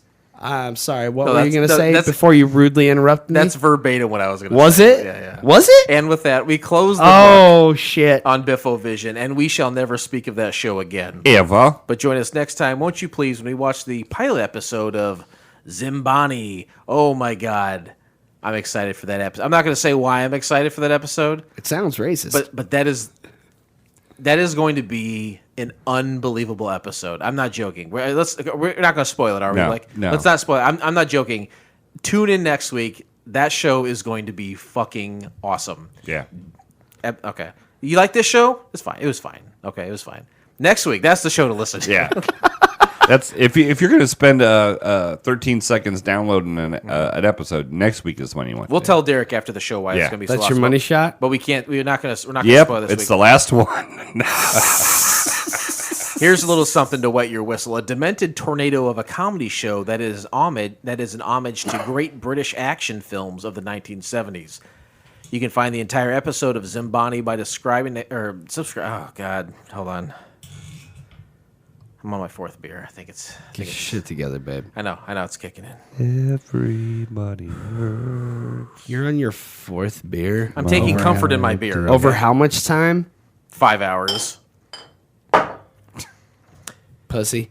Yeah. You can find the entire episode of ZIMABANI by subscribing to Couch Pilots and SoundCloud, Spotify, Apple Podcasts, or your favorite podcast app of choice, and then simply click on one of our classically blue links in our show notes, or go to YouTube. Derek? You know what to do, too. Nice. Go to couchpilotspodcast.com. You can check out our email address there. Send us an email. Send us what you want for Christmas in 2022. Give us plenty of time to get ready for it. Plenty of time. And I will say this, CouchCon is already sold out for next year. Yeah, we didn't even do any ticket sales Well, because everybody bought them for next year. yeah, it's all sold out. It's being sold on its own merit. In a Yes. couple months from now, we're going to open it back up for a very brief VIP, VIP. We always do the VIP. Fair. A lot of people don't understand this, but it's gotten so big that like a lot of people buy their tickets for the next year at the CouchCon. You can do it. There's a slight Right. discount if you do it there, and you secure your spot. And next it's year. gotten to be it's gotten so big that we don't even talk about ticket sales until we open up those small that small section of VIPs. It's become like so much Fight Club.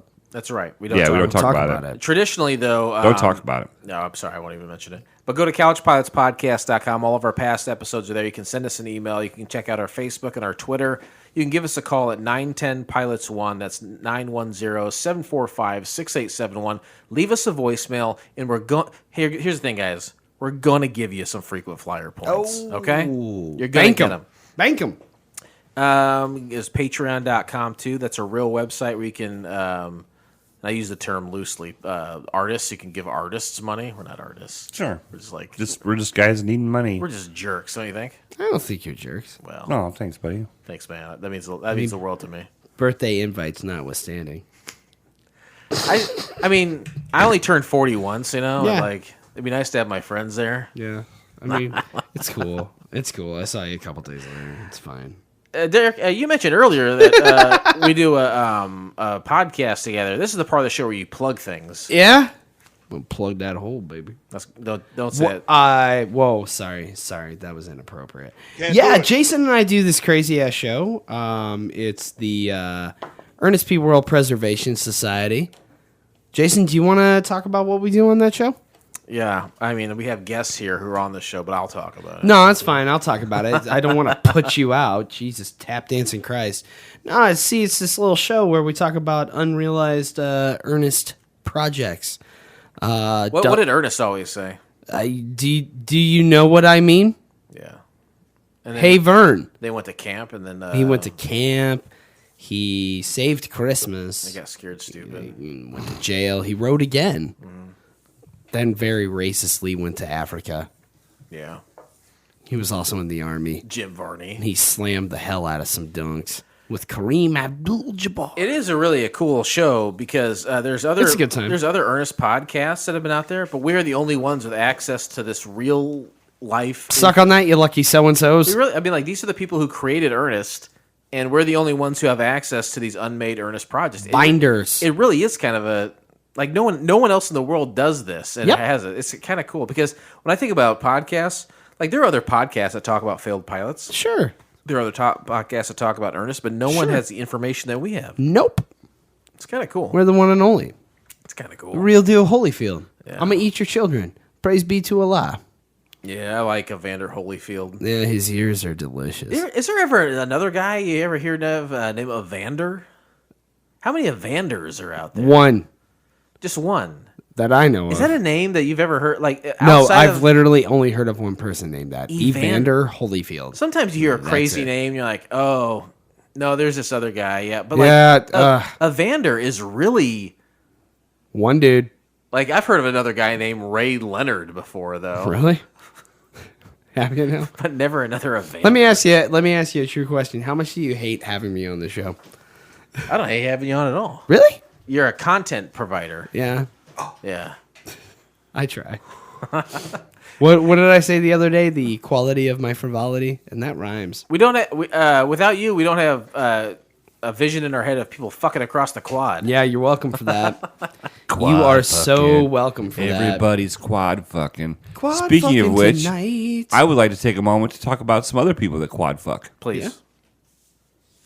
This is Are you going to talk about that piece of shit, Prince Andrew and He's gonna Mr. No, Epstein? I'm only giving facts about Queen Elizabeth. I don't Okay, that's know, fair, I don't know that's what else fair. you're talking about. every season we give Blake some time at the end of the show, And that's fine. And this season he's elected, thankfully, a part of the Tuckley 10 for the UK pilots. He's going to talk about the Queen, Respect. Queen Mother from England itself.